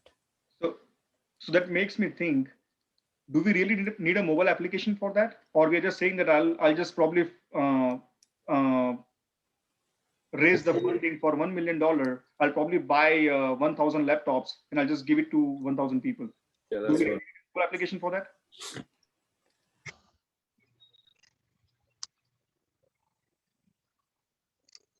We said we are building a tutoring app, right? I'm trying to find out, do we need tutoring app or we just need to hand over the device to them? And that will solve the problem. But I mean, giving them a device won't help it, because we need to make sure that they're getting the instructions from the school and they're able to cover the curriculum. That makes sense. I thought you already said that other students, because they have gadgets, they're able to do those things on their own after they reach home. Which means schools may be sending instructions. Did I get that right? Yes. So which means the actual problem for the students would be that, hey, they do not have gadgets. I'm assuming we can probably just raise funding and hand over the devices to them. But do we really feel that we need to create a mobile application here? They are also academically challenged. They are not very strong, they have some health issues that are not covered. So they are not academically very at that level. Some of them are in drug abuse, some of them have other issues. So those are the category of children that we are catering to, I'm sorry. Okay, so if we are catering those students, and Samit, please feel normal. I'm not trying to interrogate you. No, it's okay. It's just. And I'm just trying to find out what exactly we're trying to achieve here, right? I have a question. Question I have. So is this not that we are monitoring them if they are doing their homework? That is why you need to create an app. Because as James mentioned earlier, we can provide them a laptop, but mobile app means suppose something on your mobile application, like on the phone and all. So just to monitor them if they're following up or if they're learning something or not. Is that what the reason you're trying to create an app? There is also going to be testing, like, okay, there are weekly mocks that they're going to be testing on, that, okay, this is what they have learned during that after school session, that one-on-one session on the app, and then we can test them. Yeah. So I think we can probably take a pause here. Go ahead, Shrek. Ask your question. So the whole idea was for creating an app. So like whoever's using the app, they have to have a device. I mean, like they should have. I'm with you. We can't expect to provide a device to use our application. I don't think in this world right now that I think everybody can afford, even a homeless person can afford a phone. Mm-hmm. And I think I'm agreeing with the health issues and the community where they don't have like actual environment for good academics and the people that actually into schools and colleges. So I think they can target like those communities. Okay. Cool. So I think I can pause here. So did you guys see how difficult it is to come up with the problem statement? And Samit, I promise you, it's not just you. Actual business stakeholders fumble the same way when we start asking questions. Because what you have in your head, right, it's very hard to articulate that and make sure that everyone understands the same way. Documentation is the least possible approach that we can use to bring in everyone at the same page and use this. So I'm just trying that. And the moment you start doing that, right, you will start getting more feedback from people. And when we get feedback at this level in the meeting, there should not be any frustration, there should not be any fear, there should not be any clinginess to the idea. Because what we are saying is that I want to help someone. Now we have so many experts in the company, they will all chime in and they will help us create this problem statement, which is more generic and which is something we can shoot after. Mm-hmm. Right? So this is what we did right now. With my experience, I can tell you, this is exactly how my first meeting goes. For last 10 years, in every project I worked so far. The moment you start asking these questions, they will be going above and beyond. Just a second, guys. Just give me 1 minute.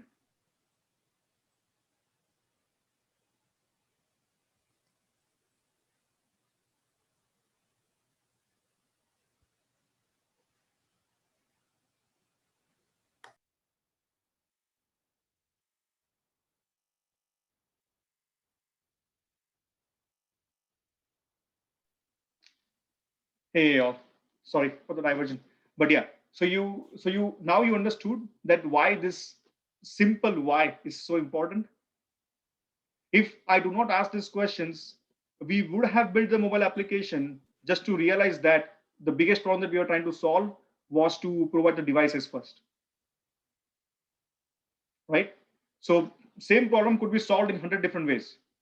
We can't say that it will require a mobile application or it will not require a mobile application. It's very easy to get distracted and say that we need something like this, just to get disappointed at the end to realize that we don't need that actual device or that actual mobile application that we created. So I think let me choose an example in that case. I'll probably go with something which we all know, and we'll create that mobile application, which is Uber platform. We can choose Uber Eats, or we can choose Uber for rides, whatever you want to choose, we can choose one of that. This mobile applications are the easiest project across any other project in the IT industry. And it is for one reason. Not everyone feels this way, by the way. It's just from the BA standpoint, I'm saying, and a PO standpoint, not from the development standpoint. The reason is any mobile application that you see will have some common trends in it. What? It will have a login feature. It will have a finger ID, like a fingerprint login. It can have a face ID login. Once you're logged in, you can manage your account, which is your ID, your password, your phone number. You can manage your notifications. Once you're able to manage your notifications, then you can find for restaurants nearby you, find banks nearby you, find real estate agents nearby you, like something where you want to find nearby something, right? Make a payment. These are all common functionalities in all the mobile application. The only difference is one screen, which is the home screen. Home screen for Uber would be to book a ride. Home screen for Google will be to search for information. Home screen for Zillow would be to find a house near me, right? Except for that one screen, 70% of the features in the app is always common. Can I assume that? Do you all agree? So if you're in a banking app looks exactly the same, except for the personal checking account and the savings account. Those are the only two information that you would see, and you can make a transaction there. Instead of making a payment, you're transferring money to someone else or receive money from someone else, right? That's all you're doing. But all the other features, look for an ATM near me, look for a branch near me, manage my first name or last name, or manage my SSN information, manage my phone number, manage my notifications, manage my fraud alert. Those are all common requirements for every single mobile application. 30% requirements varies from business to business, which is their home page and maybe an additional page or two. So if we build one mobile application, we will be in a position to build any mobile application in future for any company. Go ahead, Saja, you had a question? You're on mute.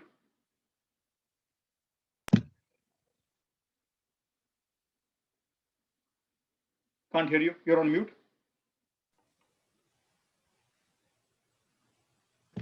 Can you hear me now? Yes. Yes. So my question was in the beginning. Each project, when the stakeholder asks you to build or comes in live, it is non-profit or profitable organization. You don't have to worry about the project. It's above our pay grade. We don't have to worry about that, whether it is going to bring profit or not, whether it's going to convert as a non-profit or an IPO. It's not our concern. These are all discussions will be happening at the CEO and CDO level. Gotcha. Okay. So this is the hierarchy, just so that you all know. So we have board members, then we have CEO, then we have president. Under president, we will have SVP, MVP, EVP. Under them, we will have or AVP. Under this, we will have director, senior director. Under this, we'll have senior manager, then manager, then senior associate, then junior associate, and then intern. So if you have legal department, if you have marketing department, I'm going to send all these notes, guys. So don't worry and I'm going to also send the recording of this class. So please pay attention here. You will get all these notes. Don't worry about this. So over here, board members. So this is the hierarchy that you will see. There will be only one CEO of a company, right? CEO and president are always only one in the company. You will have multiple SVPs, MVPs, and all. These are all multiple roles. So for each department, legal, marketing, sales, checking account, personal accounts, hedge fund, every single account, you will have these roles under. You will have each of these roles under each of those categories. Okay. So the discussion that we are having right now is at this level. The discussion that Samnit and I had was at this level. After they find out the project, after they find out the mission statement, they get the funding, then BA gets hired or a PO gets hired, and then we will have discussion at this level in this 3. Once we create all the documentation from our side, then we'll have discussion with these people. So as a BA, you can expect yourself to have a discussion anywhere from this point until this point, depending on where you are in the project. And these are the people who will secure funding from CEO and president of the company. So the first thing that they want to do is called business case. Second is project scope. So business case, what I did with Samnit just like few minutes before, that was a business case, trying to find out the problem statement. Then we'll find out the solution. After solution, we'll find out the confidence level. And I'll walk you through what it is. Find out some KPIs, key performance indicators.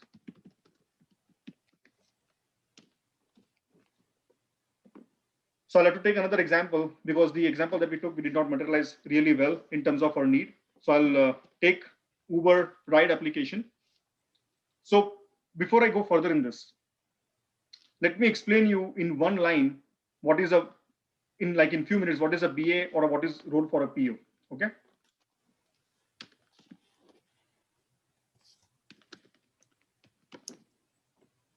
Are you all still able to see my screen? Yes. Yes. So if I want to speak in simple English and in layman terms, no technology, nothing, right? I'm just talking to a normal person. If I want to define what is my role as a business analyst, my role as a business analyst is to create this model house. What do I mean by model house? I just use some cardboard or some small wooden chips and I'll create the model house, or I'll use some software to create this model house. But once I create this model house, I will actually have developers who will actually build this house for someone. As a BA, it's my responsibility to create this model house.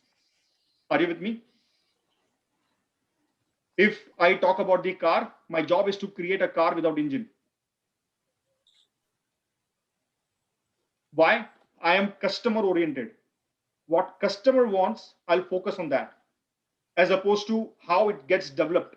That is a secondary requirement for me. My first requirement is to find out what exactly customer wants. Just imagine if I build this model house, which is not very well accepted by customers, and our builder signs up a contract and says, hey, we need 200 houses like this.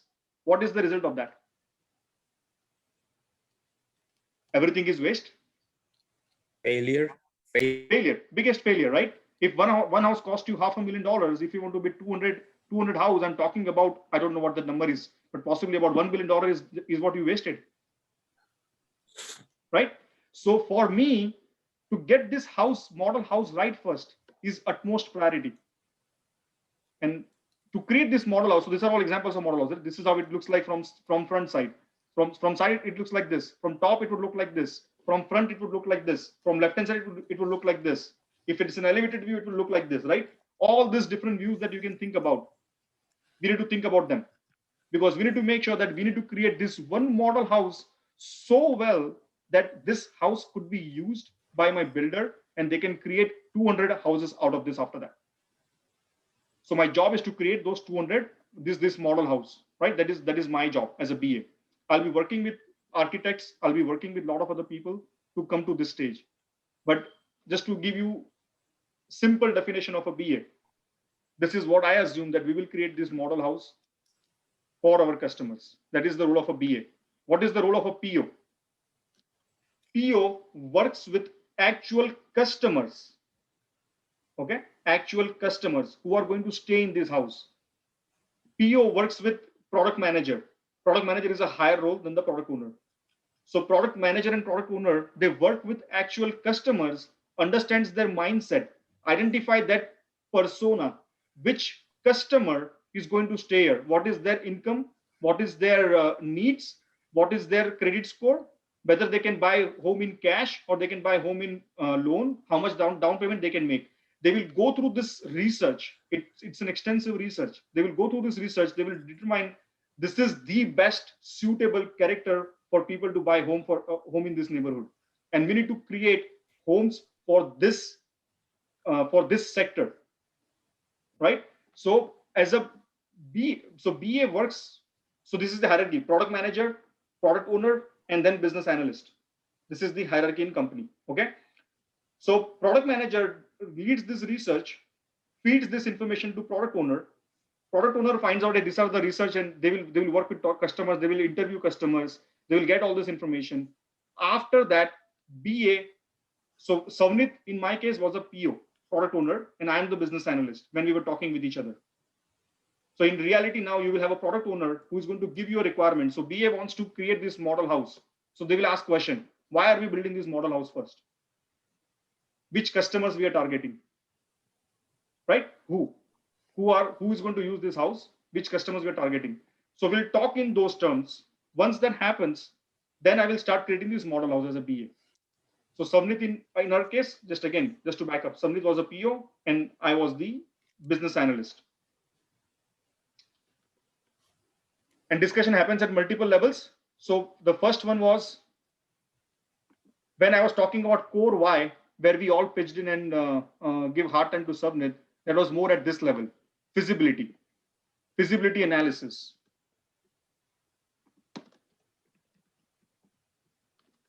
Whether this idea is feasible or not. Once the idea was feasible and it pushes down further here to senior manager or manager level, that's when BA works on creating these business cases and all those things. Okay. So do you guys understand what is your role? Car without engine or a model house is your role as a BA or a PO. You want to make sure you work together, BA and PO work together to create this. Once this is created, everyone's life becomes super easy. Because imagine if you create 200 houses and there is a simple requirement that came in that customers are complaining about this small window in the front. They don't want this. So now what you have to do, from 200 houses, you have to remove this window, put more bricks, repaint that completely, and align it properly. So you need to spend, like, when you created this, you first spend an effort on this, right? So first of all, you're going to waste 200 windows now. On top of that, you had labor work for 200 windows, which is, I'm putting in some number, right? Let's say $5 million as the labor and the window cost. So now you're going to redo this work, which will cost you additional $5 million. So you literally wasted $10 million because this design was not right, or this design was not evaluated by a customer first. You see the impact? One wrong decision can lead you into millions of dollars. Do you see the impact? Right? Such a small thing. So we want to make sure that this model house is what we want to get approval on. That's our scope document in our IT world. And we'll be learning on how to create that. Okay. But before I do that, whenever you want to create mobile application, there are 3 different approaches that you would have.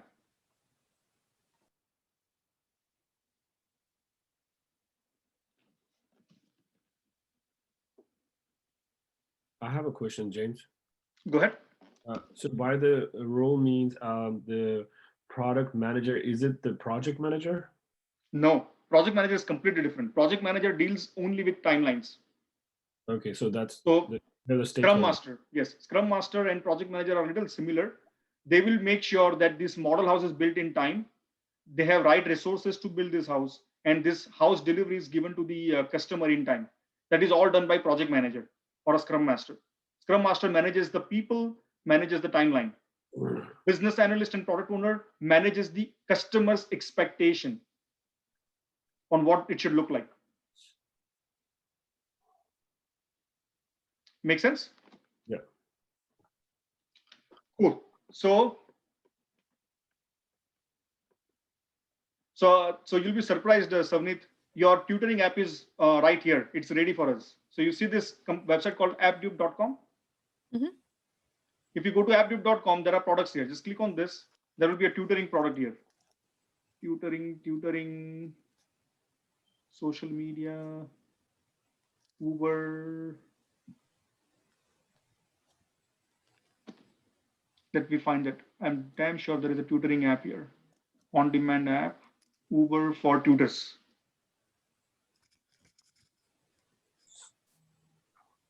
You see this Uber for tutors here?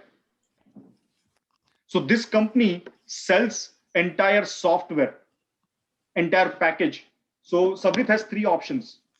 If she wants to build a mobile application, she can purchase the mobile application from companies like AppDuke, or she can hire outsource companies like Wipro, Cognizant, or some other companies that we have, right? TCS, Infosys. I'm sure you all would have heard names about this. Deloitte, McKinsey, and firm.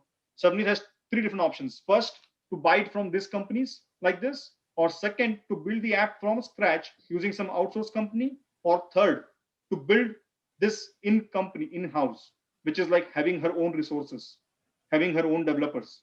So there are 3 different ways to build this mobile application for. So over here, I'm just choosing this right now, just to show you how the app looks like. Uber for tutors.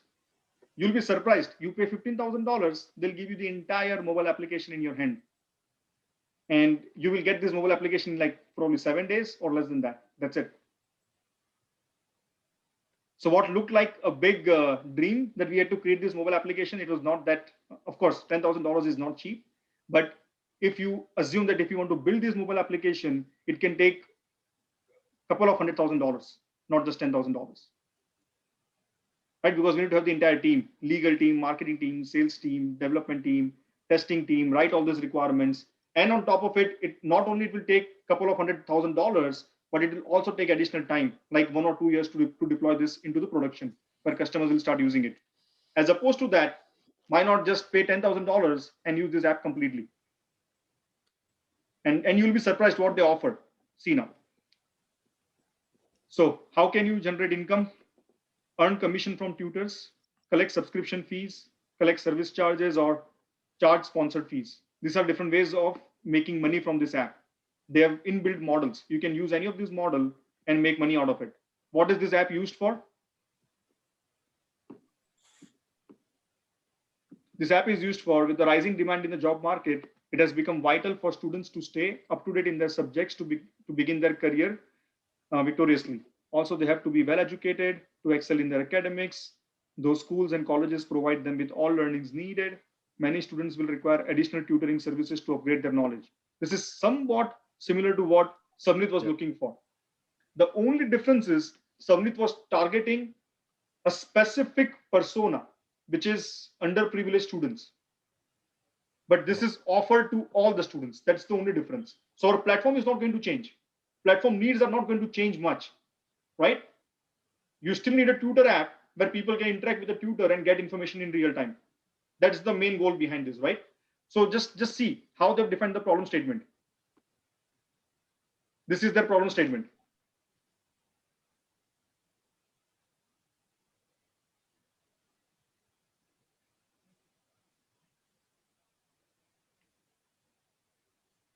Make sense? Mm-hmm. This is how you create problem statements. This is what you will document, and this is what you will get approvals on. Second, now they're talking about the solution.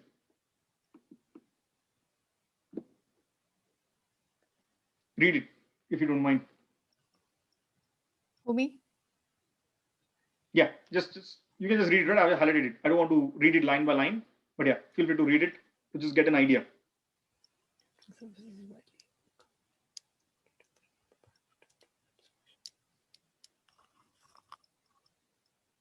Make sense? Mm-hmm. Now, $1 million question.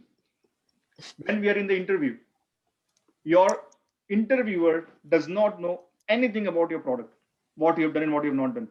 The only thing you're going to answer in the interview is this problem statement and this solution. Okay. That's it. Okay. When someone asks you, tell me the project that you worked on, this is your answer. Nothing else. At the end, you will just put some numbers that this application was used by 1 million users who produced this amount, and that's about it. So you see the difference, why we need to be so focused. There are times where you have to be really focused, and there are times where you have to be extremely open-minded. So we have to create that flexibility within ourselves based on the phase where we are in the project and based on the audience with whom we are talking. Right? So that's how it functions. So sometimes we are extremely focused, sometimes we are extremely open-minded. Am I making sense to you all? Yep. Yeah. So the top 2 or 3 questions that we discussed in the class was problem statement, solution, and the profit model. They're all here with you. So in Office, if you're working on a mobile application, my first recommendation to you is go to appdude.com. Look for the similar mobile application that you're going to work in your office. I can bet you will not have any other mobile application than what you are seeing here. This company has a different pricing model. What they do is they create an app like YouTube, app like Facebook, app like Zillow, and they sell that entire app to someone because they build it once and they sell it multiple times. So it does 2 things for our clients, right? For the clients, they save the time and energy, and they get this faster in the market. Am I right? So, but in reality, when we work in the offices, they will not buy it from here. They will have development team either outsourced or within the company, and they will build it for you. But the reason we want to come here and see it is because it's an example of what you want to build, right? It's very easy to say I want to build a house, but if you give someone an example, this is how house should look like. It makes it so different, right? So that's why when you want to build a mobile application, your first step is to come to appdude.com. Come here, see how they've built a tutor application. Oh, tutor application model, there are like 5 different types of models. And by just coming to this website, if you start talking with your business person who is working on this request, you will just blow his mind. He would be so happy that you have thought through all these things and you are asking these questions to him now. That's where you're creating your first impression. And that first impression is your last impression. The moment you walk into the office in first week, whatever you do in your first week, it's going to last really, really long. So we want to make sure we don't ask silly questions in your first week. We want to ask really educated and strategic questions, not the questions that could be asked anytime later in the project. So further, time for research and like what was that, Shrey? We're always gonna have time to before research. Yes, right. You will always have time to do research. Before you go for any meetings, you have a goal. You always do your research and then you go for the meeting, because you're meeting with director and higher level people. You don't want to show yourself as unorganized person. So I literally create the PowerPoints, put down everything in PowerPoint, and we are going to do that in the class as well to show you how to create those PowerPoints and all. You put down all those things in the PowerPoint, then you go to the meetings and you cover one after another things that you have listed in the PowerPoint. That's how organized you have to be, right? Because you're dealing with that kind of audience. But once it is in the execution phase where development is coding these things, it's not required. Because when you're dealing with higher leadership folks, you have to behave like that. When you're dealing with the developers or QA people, you have to behave like them. They would not like the PowerPoints and all those things. They would not understand those things really well. Okay. So this is the high level of information on what features it is offering: secure sign-up, student dashboard, schedule sessions. This is our project scope that we are going to discuss in next week. We'll go to more detail. We'll go into more details of this one. But you see how nicely they've laid out these things, right? This is all high-level information. And now you see the model house. This is the model software. Do you see the model software? Yeah. This is what your responsibility is. This is what you need to create. Once you create this, now developers will use the screens, code it, and just make it function. Like connecting the engine with the car now, and things will start working. So this is your role as a BA or a PO. And I'll teach you exactly how to do those things in next few minutes from now. But any questions on this? Go ahead. So in our first interview or in our first session with the director, can we ask the question about the profit of the project, or no? That's not the right time. We cannot ask profit. I mean, or they can ask, either vice versa. You cannot answer that. It's them who has to answer that. As a BA, you are hired after this project was kicked off, right? You will not have hired a BA without you have secured the funding for this project. So director has already shown this profit to the CEO that this is the profit we are going to get from this project, right? And they will have some predicted numbers. So you have to ask for something called business case. Do you have a business case for this project? That is your first question to a director. In that business case, you will have this information: problem statement, solution, profit model, That's model, we're and going to some come up with high-level the assumption. profit. Yes, Okay. and some high-level We're going to assumption. Find it down. got it. Okay. This is what they will give it to you in the business case, and that's what it. When I say key performance indicator over here, that's what I meant by it. Key performance indicators is like we will have 5 million users in 6 months. In 6 months after we launch, each user will give us on an average $5 profit, which is 25 million in profit in next 6 years.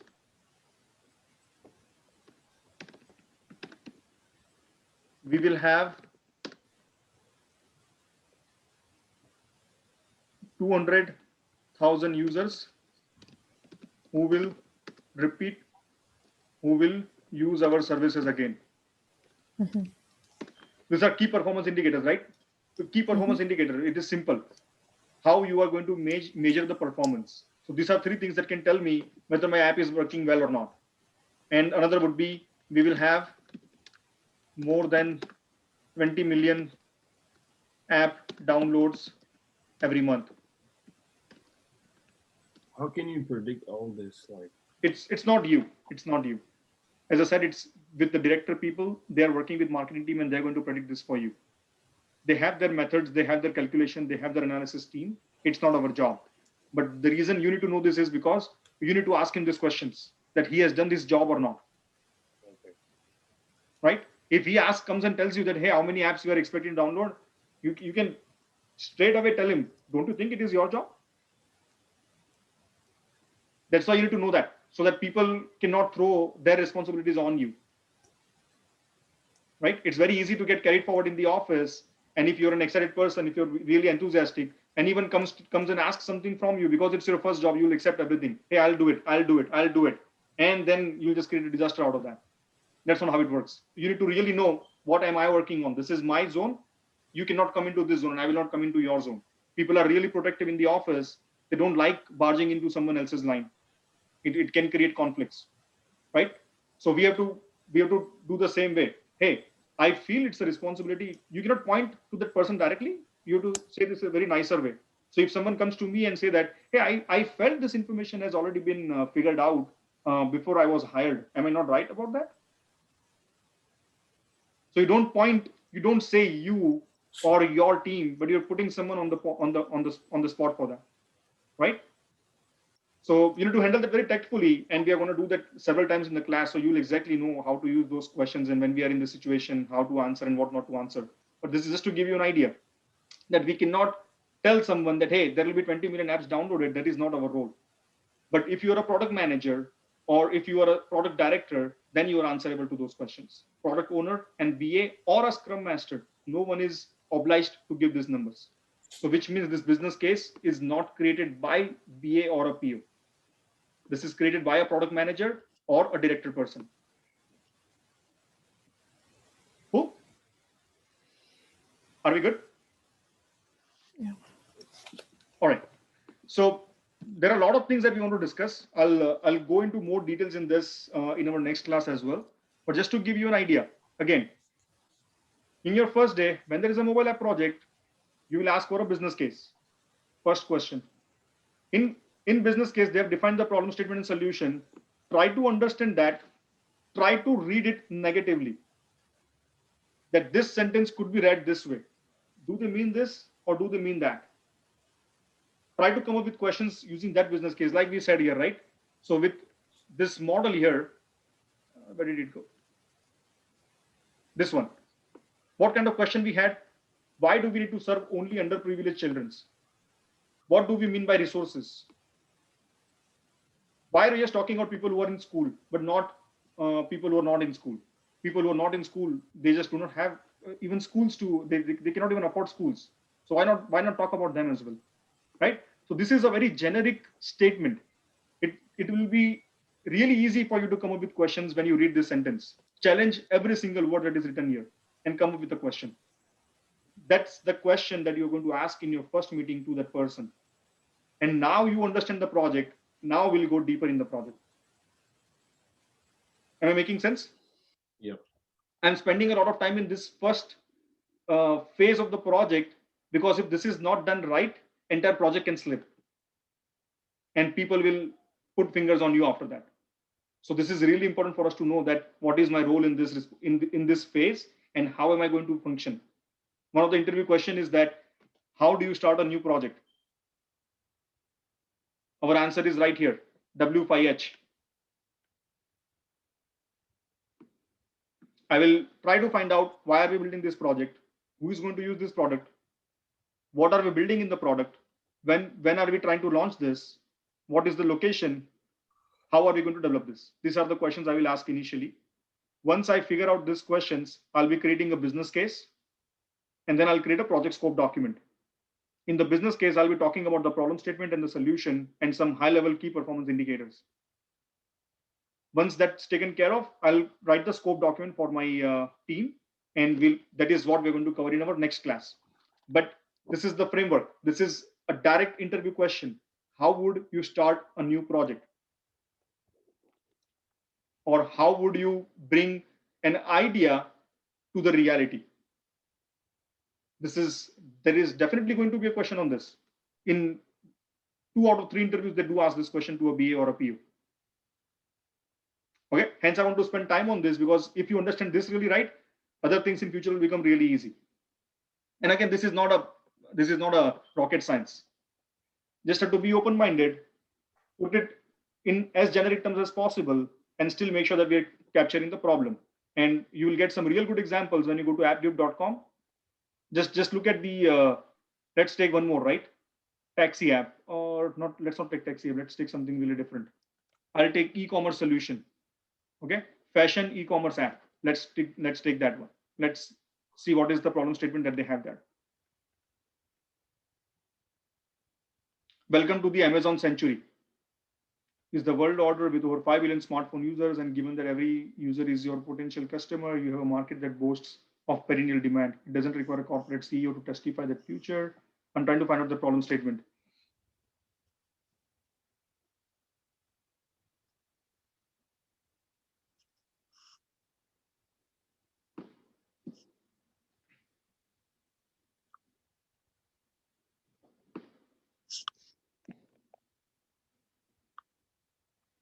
So this is their solution. Starting an online fashion store is now a cakewalk with our industry standard fashion e-commerce app development solutions. This is their solution. What they're trying to provide: storm the online space with our customer built fashion e-commerce. So when you're reading things in the website, right, it will not be clearly stated as problem statement or solutions. We have to dig through that information and find out what is what and what is not, right? Because this is meant for customers. But customers and CEOs of the company, they think exactly the same way.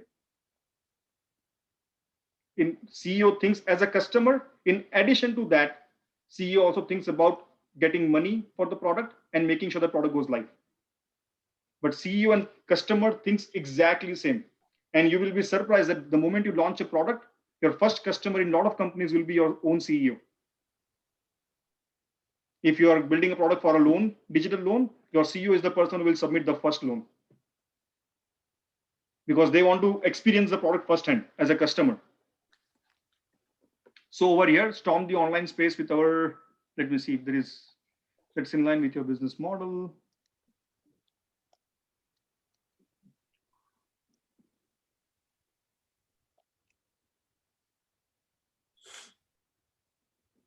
So it looks like they have not called out the problem statement here, but they have had the solution. We can define the problem statement based on the solution.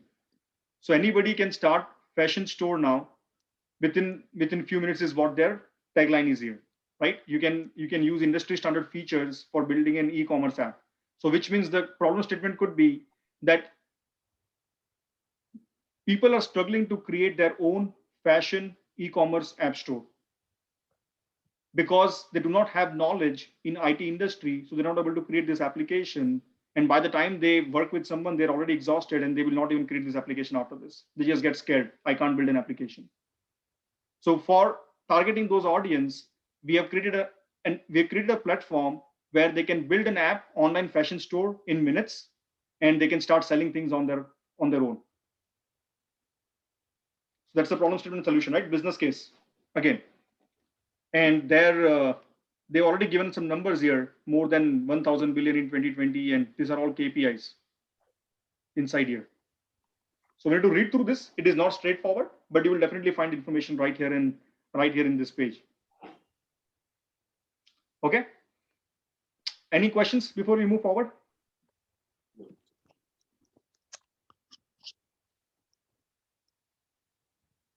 Can you please quickly explain what this confidence level mean? The feasibility, yeah. Confidence level is when we have our development leader, like development team lead. We will have our marketing team. We will have our legal team in the room, in meetings.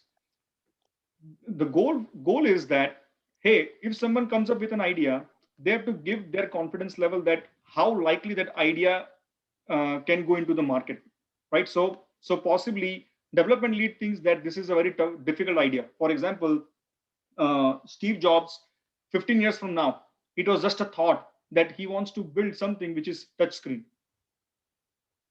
right? So confidence level of that touch screen phone was probably less than 5% or less than 1%, because that technology did not exist, right? So he was trying to do something which is completely out of the blue, and nobody can do that. Like Elon Musk is saying right now, he wants to see everyone in Mars by 2024 or 2025, some number that he has given, right?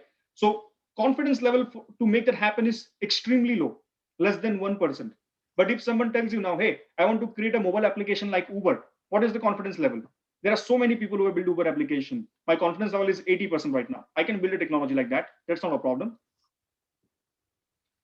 If you want to go, if you are a company, let's say where you are doing loans and you want to start credit cards, like offering credit cards to your customer, what is the confidence level from your legal team? Legal team will be extremely worried. Hey, why are we doing this, man?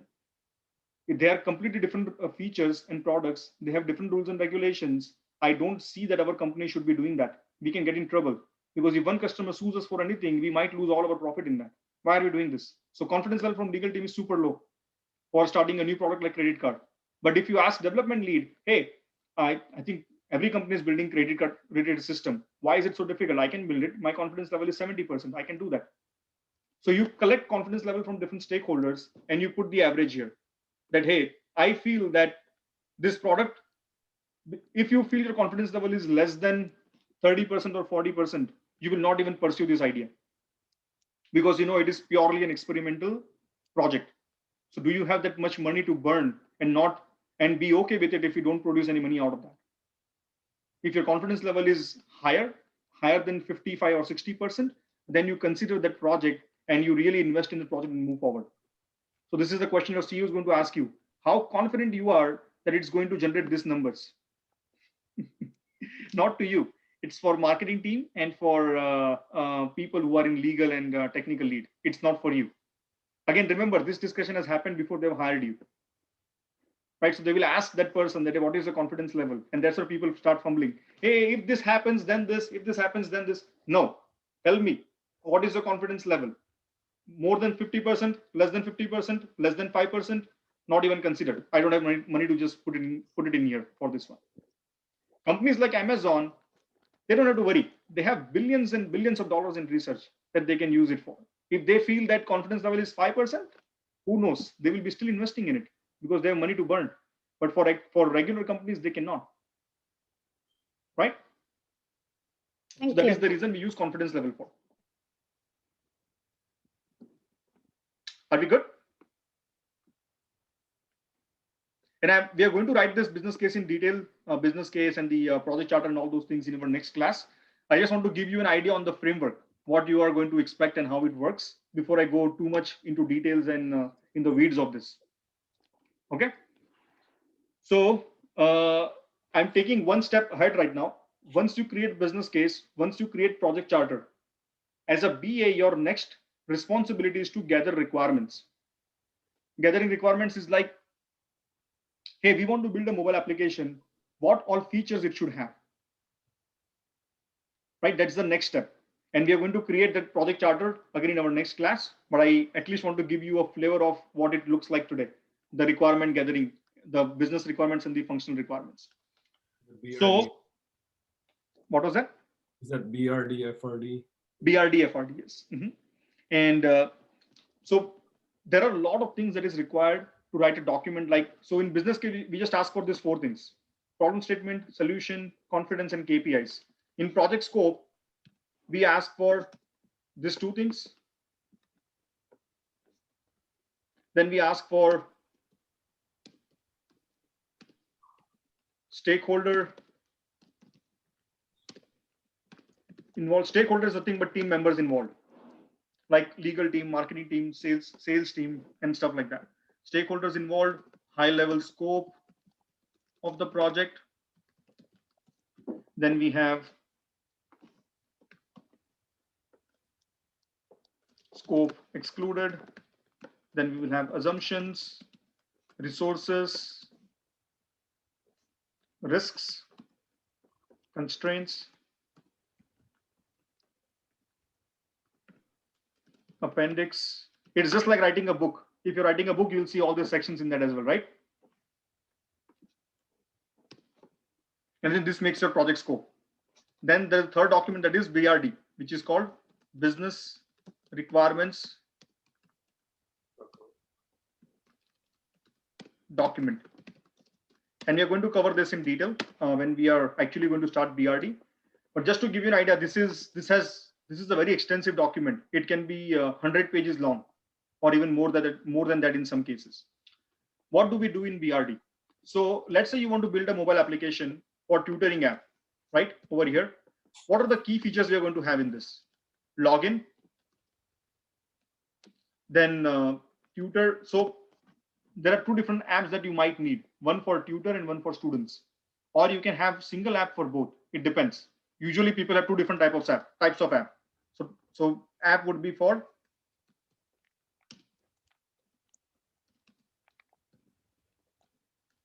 tutor app, iOS and Android.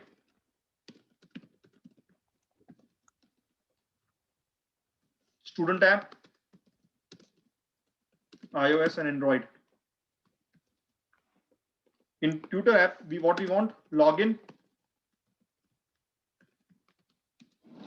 In tutor, we want login feature, profile, or sorry, before login, we'll have sign up as a tutor. Then login feature,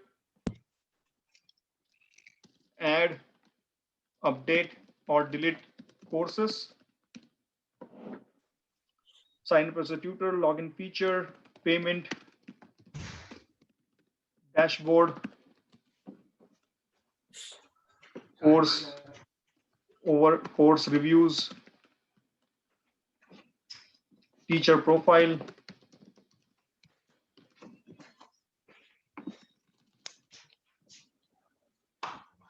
I think at a high level, we need this information, right, in tutor app. In addition to this, we'll have notifications management, like what kind of notification teacher can use.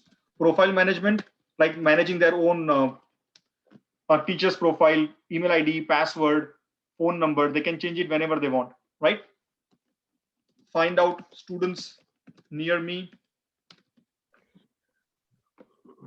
Now I'll copy this. The same thing is required for student app.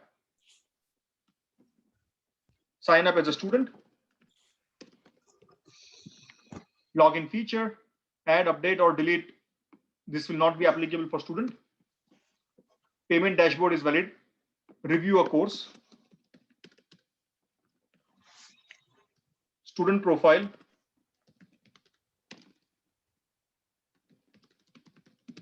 And interests. Notification management will be required. Profile management will be required. Find out teachers near me.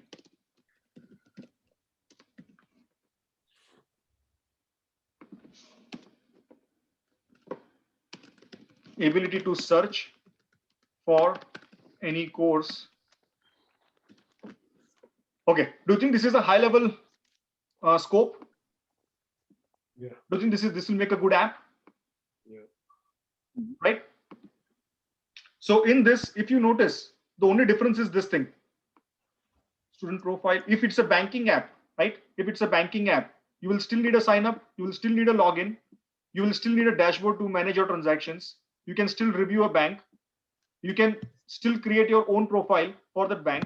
You can have notifications management. You can manage your profile, find out banks near me, ATMs near me, ability to search for any banks near me. Would that be a banking app now? Right? If I want to convert that to a real estate app, I just need to change this course to a search, course to a house, and it will become a real estate app for me. So that's why I said mobile applications are really easy to build. They have a structure. You cannot put a lot of information like website to create mobile application. Mobile applications are very short and small feature, and you want to do it as it is required by customers, not to put in more information and not to put not to put less information. Okay.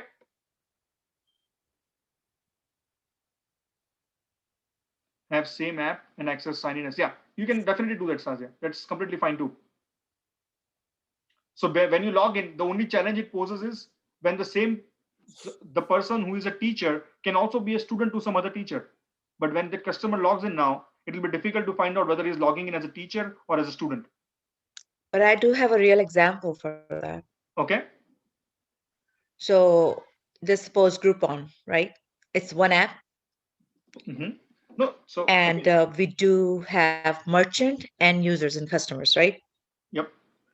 So whenever I'm using my app, I am also as a merchant and also as a buyer, as a user.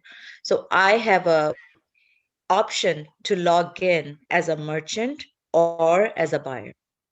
You can always do that. So this is a strategic question that needs to be defined by your product manager or your director, whether they want to create two separate applications or one application, because the experiences will be different for each of them. So depending on the direction that you will get from your senior leadership, it can very well be one application or it can be multiple applications. But it's definitely it's not to say that we can't do it that way. There is no harm in doing that way as well. People do that. Even for Amazon, they're doing the same, right? Amazon, Groupon, eBay, they all do the exact same way. So for this class perspective, we'll just assume that we are creating two different apps, one for tutor and one for student. Okay. So, but do you understand the concept first, that mobile applications have limited features and it's easy to build them because most of the features are common across all the apps, all the different types of app. Now, once you define this high level scope, you want to start building screens like this. Where is it? Screens like this. Okay. And we are not going to, so let me give you an example again. If someone tells you to paint a dog's picture in 5 minutes, what would that look like? I'm not too good in paint, but let me just give you an example to make you understand these differences. So let's say I just have 1 minute and someone tells me to paint a dog's picture here. So what I'll do, please don't laugh. I'm creating something, okay. I'm not too good with this paint, but assuming that you'll create something like this, right? There's a dog. It's just a wireframe. If someone gives you 20 minutes, what are you going to do?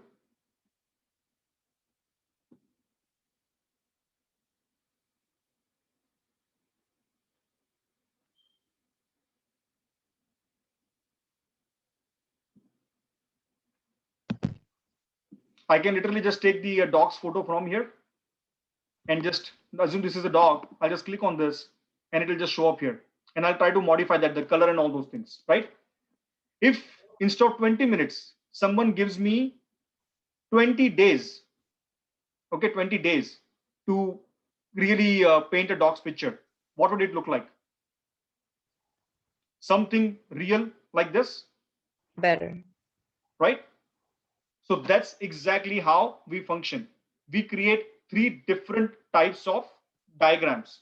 It's called mockups. Sorry, it's called Wireframes.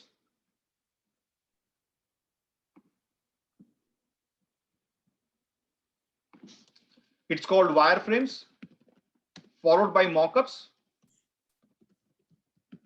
followed by High Fidelity Designs.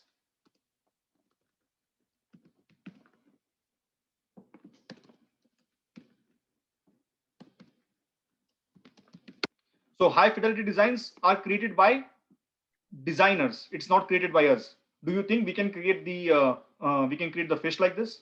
No way, right? We are not designers. We need access to Photoshop and other tools to create fish like this. So this is not our job. We can't create high fidelity designs. This is created by designer. These two things are created by us, wireframes and mockups. And let me show you how. There is a website called app.visio.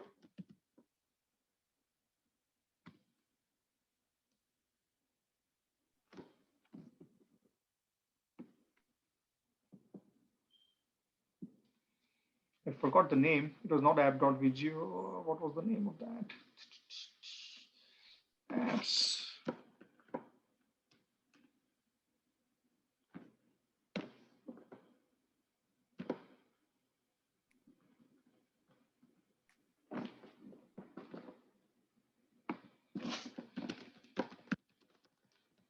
So there are tools like Microsoft Visio, and additional tools will be in your company which you can use. And I'll just open one of them for your knowledge here. Is it Lucid Charts? Sorry, what was that? Lucid Charts. Lucid Chart is one, yes. Lucid Chart is definitely one. I see that here. I had one more which I had free access for. It's been a while I've used that tool. Trying to recall what was the name of that. Apps.diagram. This is available to everyone. Okay, this is free one. So the moment you click on this, our class is going to end in 20 minutes, guys. So please hang in there, and we can start again from next Saturday. But let me just walk you through this quickly, what it looks like.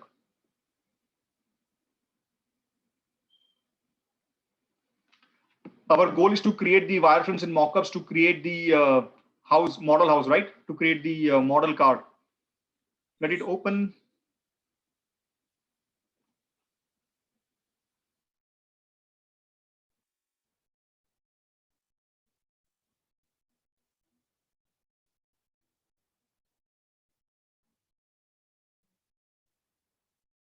I don't know why it's taking so long.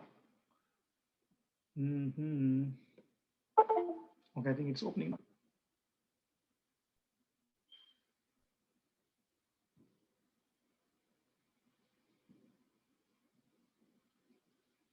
This is the last topic for today, and we'll continue from our next class. So yeah, so this is the tool which we can use to create mobile screens. So I want to show you how to create mobile screens now. Over here, you see there are so many options to create flowchart and all, right? I'll just go and type here mobile.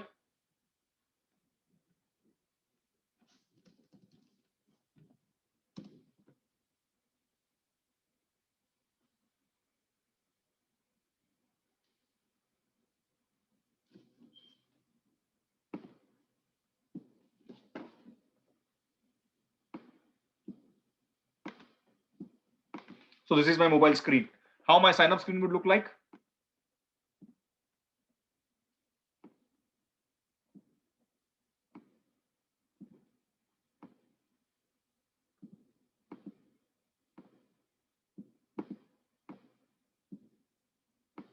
First name, last name, email ID,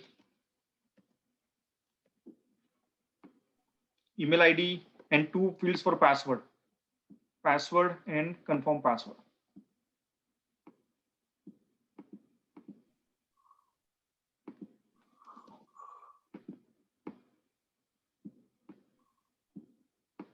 And then there will be a button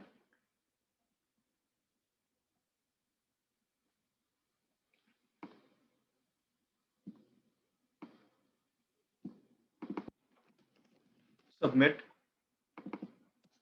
FN LN email password confirm password. This is the first screen they will get when they want to sign up. Am I right? as a user. Copy this and paste it. Once you click on submit, what's going to happen? It will take you to your login screen. In your login screen, what would you have? Email ID and password. No first name, no last name, no confirm password. You have these two screens, these two fields. You have submit button here, and then you'll have a link here that says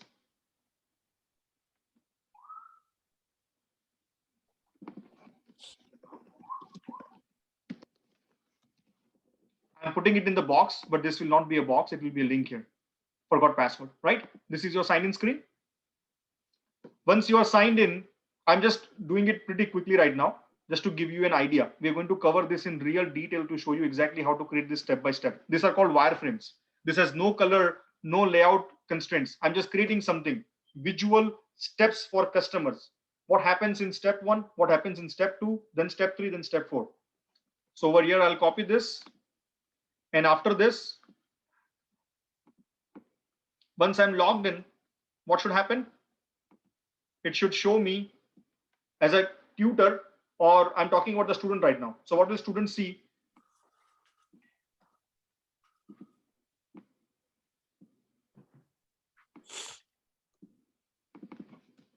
List of courses.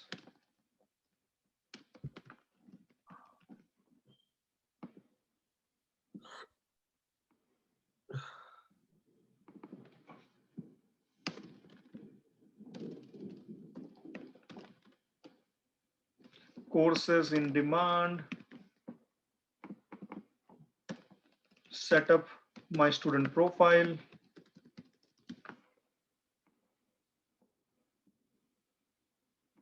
I'm just putting some random things here, okay? We'll have to work out, as I'm saying, I'm just having 20 minutes right now. So when you do this, when you create business requirement document, before you create a document in detail, you first come up with this shell structure. So again, to give you a really good example, let's go house design, see in house design how it looks like. So go to images. What would you do? What is wireframe?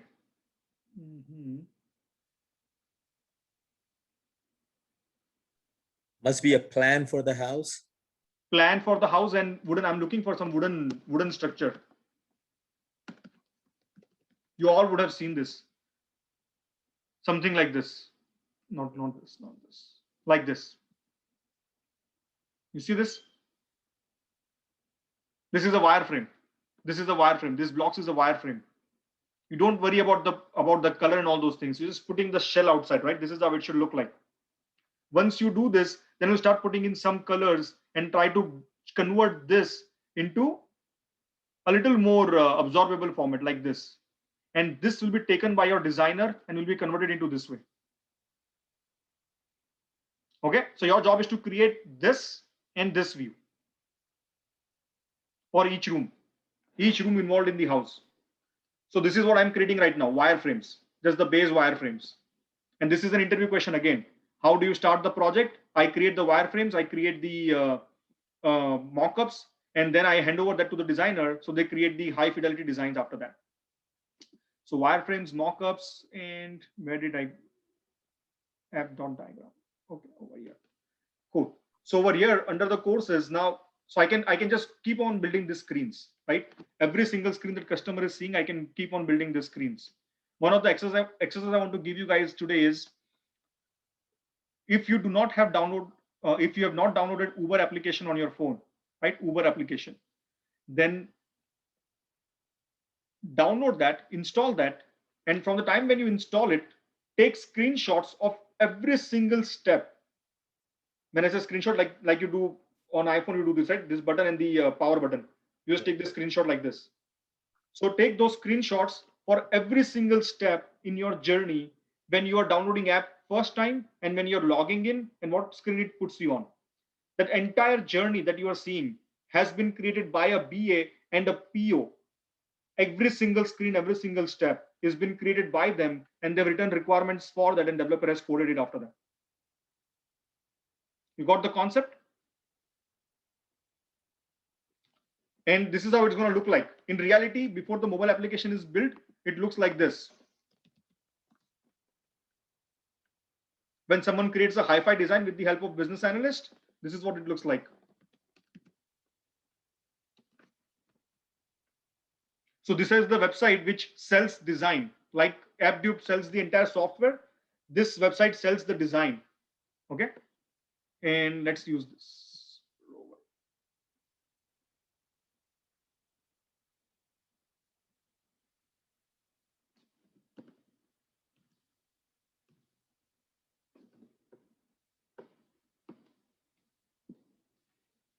So you see this is step by step.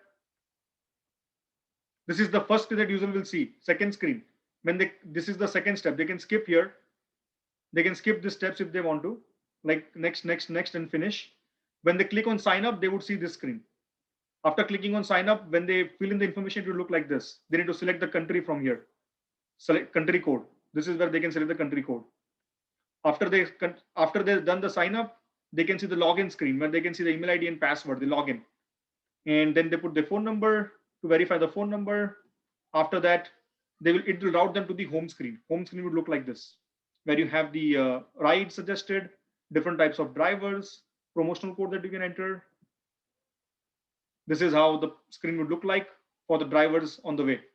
When the driver is on the way, this is the amount, this is the pickup location, this is the destination location. So this has been created by a designer. Then you can submit a review, keep the ride or cancel the ride, and you can view your promotions, you can view your ride details. This screens, before the application was created, there was a BA who created screens like this first, as wireframes, converted that into a pretty looking screen, which is close to this one. And then designer used those screens and created those exact screens, how it's going to look like for the customer. Now this screens is used by a developer and they start coding the screens and connecting it with the database. And now your app is ready. After the testers will test it and then we will put it into the market. So you see our step is to bring mobile application to this state. It will take 2 to 3 months for you to work with designers and your technical stakeholders to see what goes into the application, what does not go into the application. And your goal is to create this view. Every single screen involved, you need to create that, including all the error messages. If someone puts a wrong phone number, this is the message it will show. If someone puts the right phone number, this is the message you should show. This is our job. Is it making sense? Whatever we started in the class, that was all done by people above us, director or higher level people.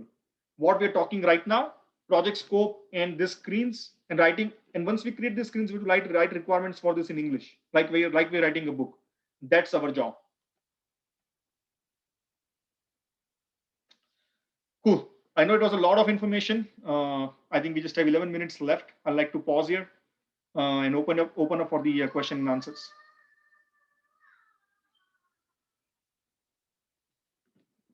Any questions, guys? How is it? Exciting? Nervous? Confident? What do you feel like? Mixed feelings. Sorry? It was a mixed feeling. Mixed feelings, of course. but feeling better than what before joining the class? Yeah. Cool. To me, it's intriguing actually. I'm the end user, but this is the first time I'm seeing how they develop, how much time and effort it takes actually. Yep, it takes a lot of effort. I think creating these screens is just one part of our job. There are a lot more things that we will be covering, but I just wanted to give you an idea. This is what we have to do to build a mobile application. And you will be surprised in our next few classes, by the end of next few classes, you would have actually created your own mobile application. So I have a question.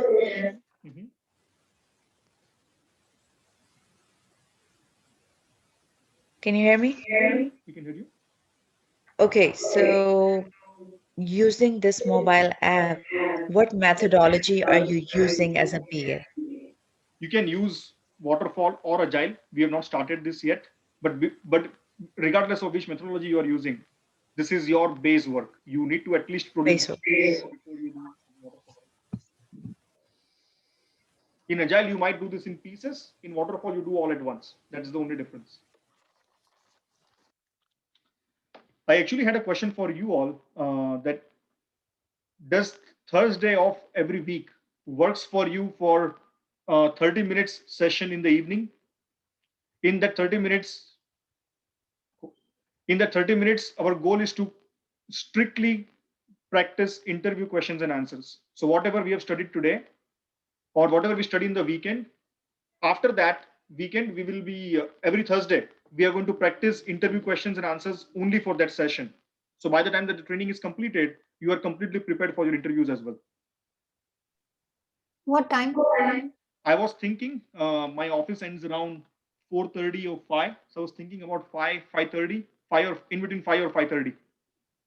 I'm in California, so I'm 2 hours behind, and I get off, I think, from work by 4:30, sometimes 5. 5:30, 6:30. Yeah. How about late evening? Does 7:30 CST? Yeah, 7 yeah, that's fine. Yeah. It will be a quick session, just a fun session, guys. Practicing purely interview questions and answers. It will not be so much loaded with information. It's purely just more of listening and practicing it out there. Cool. Then I'll probably schedule that session with everyone for every Thursday at 7:30 p.m. CST. And we still have 8 more minutes. I don't mind being on the call, answering any of the questions and answers that you have. If not, then you can. Then I think we are probably done for the session today at least. Do you want us to send the screenshots of Uber as part of the assignment, or is it just for our understanding? No, we will use that really heavily. I first want you all to take the screenshots, and in next class I'll tell you, I think probably when we meet on Thursday, how to use that. But I really want you all to take all the screenshots possible. And remember, every single step, when you're booking a ride, what happens after that? When you're canceling a ride, what happens after that? You don't have to book and cancel the ride, but just to give you an idea, right? This is how the entire journey looks like. We need to create the journey for the customer. Customers would not know what kind of journey they want, but we need to think about it. This is how customers are going to use it, right? And it is going to really open up your mind, because 90% projects in IT are screens or pages oriented. So the moment we know how to create 1 or 2 pages, you can probably create any damn page after that in IT department. That's not going to be a problem. Learning IT is super simple. The difficult part is to deal with people. I keep saying this, and you will see why in our future classes, that how people can give you hard time when you are at the office, although you are doing all the right things, but they can still give you hard time. And how to come out of that, what kind of discussions you need to have, how to put a hold on those people. We'll probably talk about that in our future classes. It'll be interesting.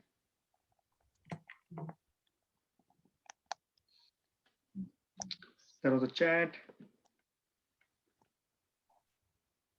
Okay, looks like everyone said, can I assume everyone is okay with Thursday late evening class for interview practices? Yeah. All right, last round, going one, going twice. Any questions? No, sir, not yet. But if we do, definitely I will call you. Yep.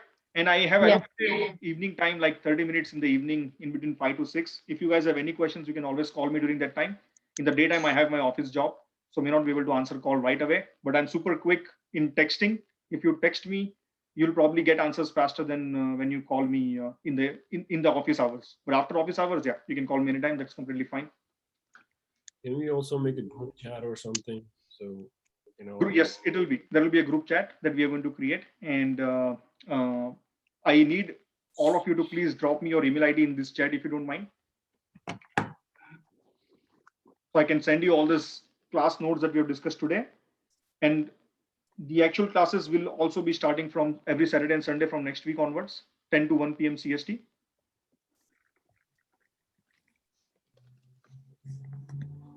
That's a good question, Raven.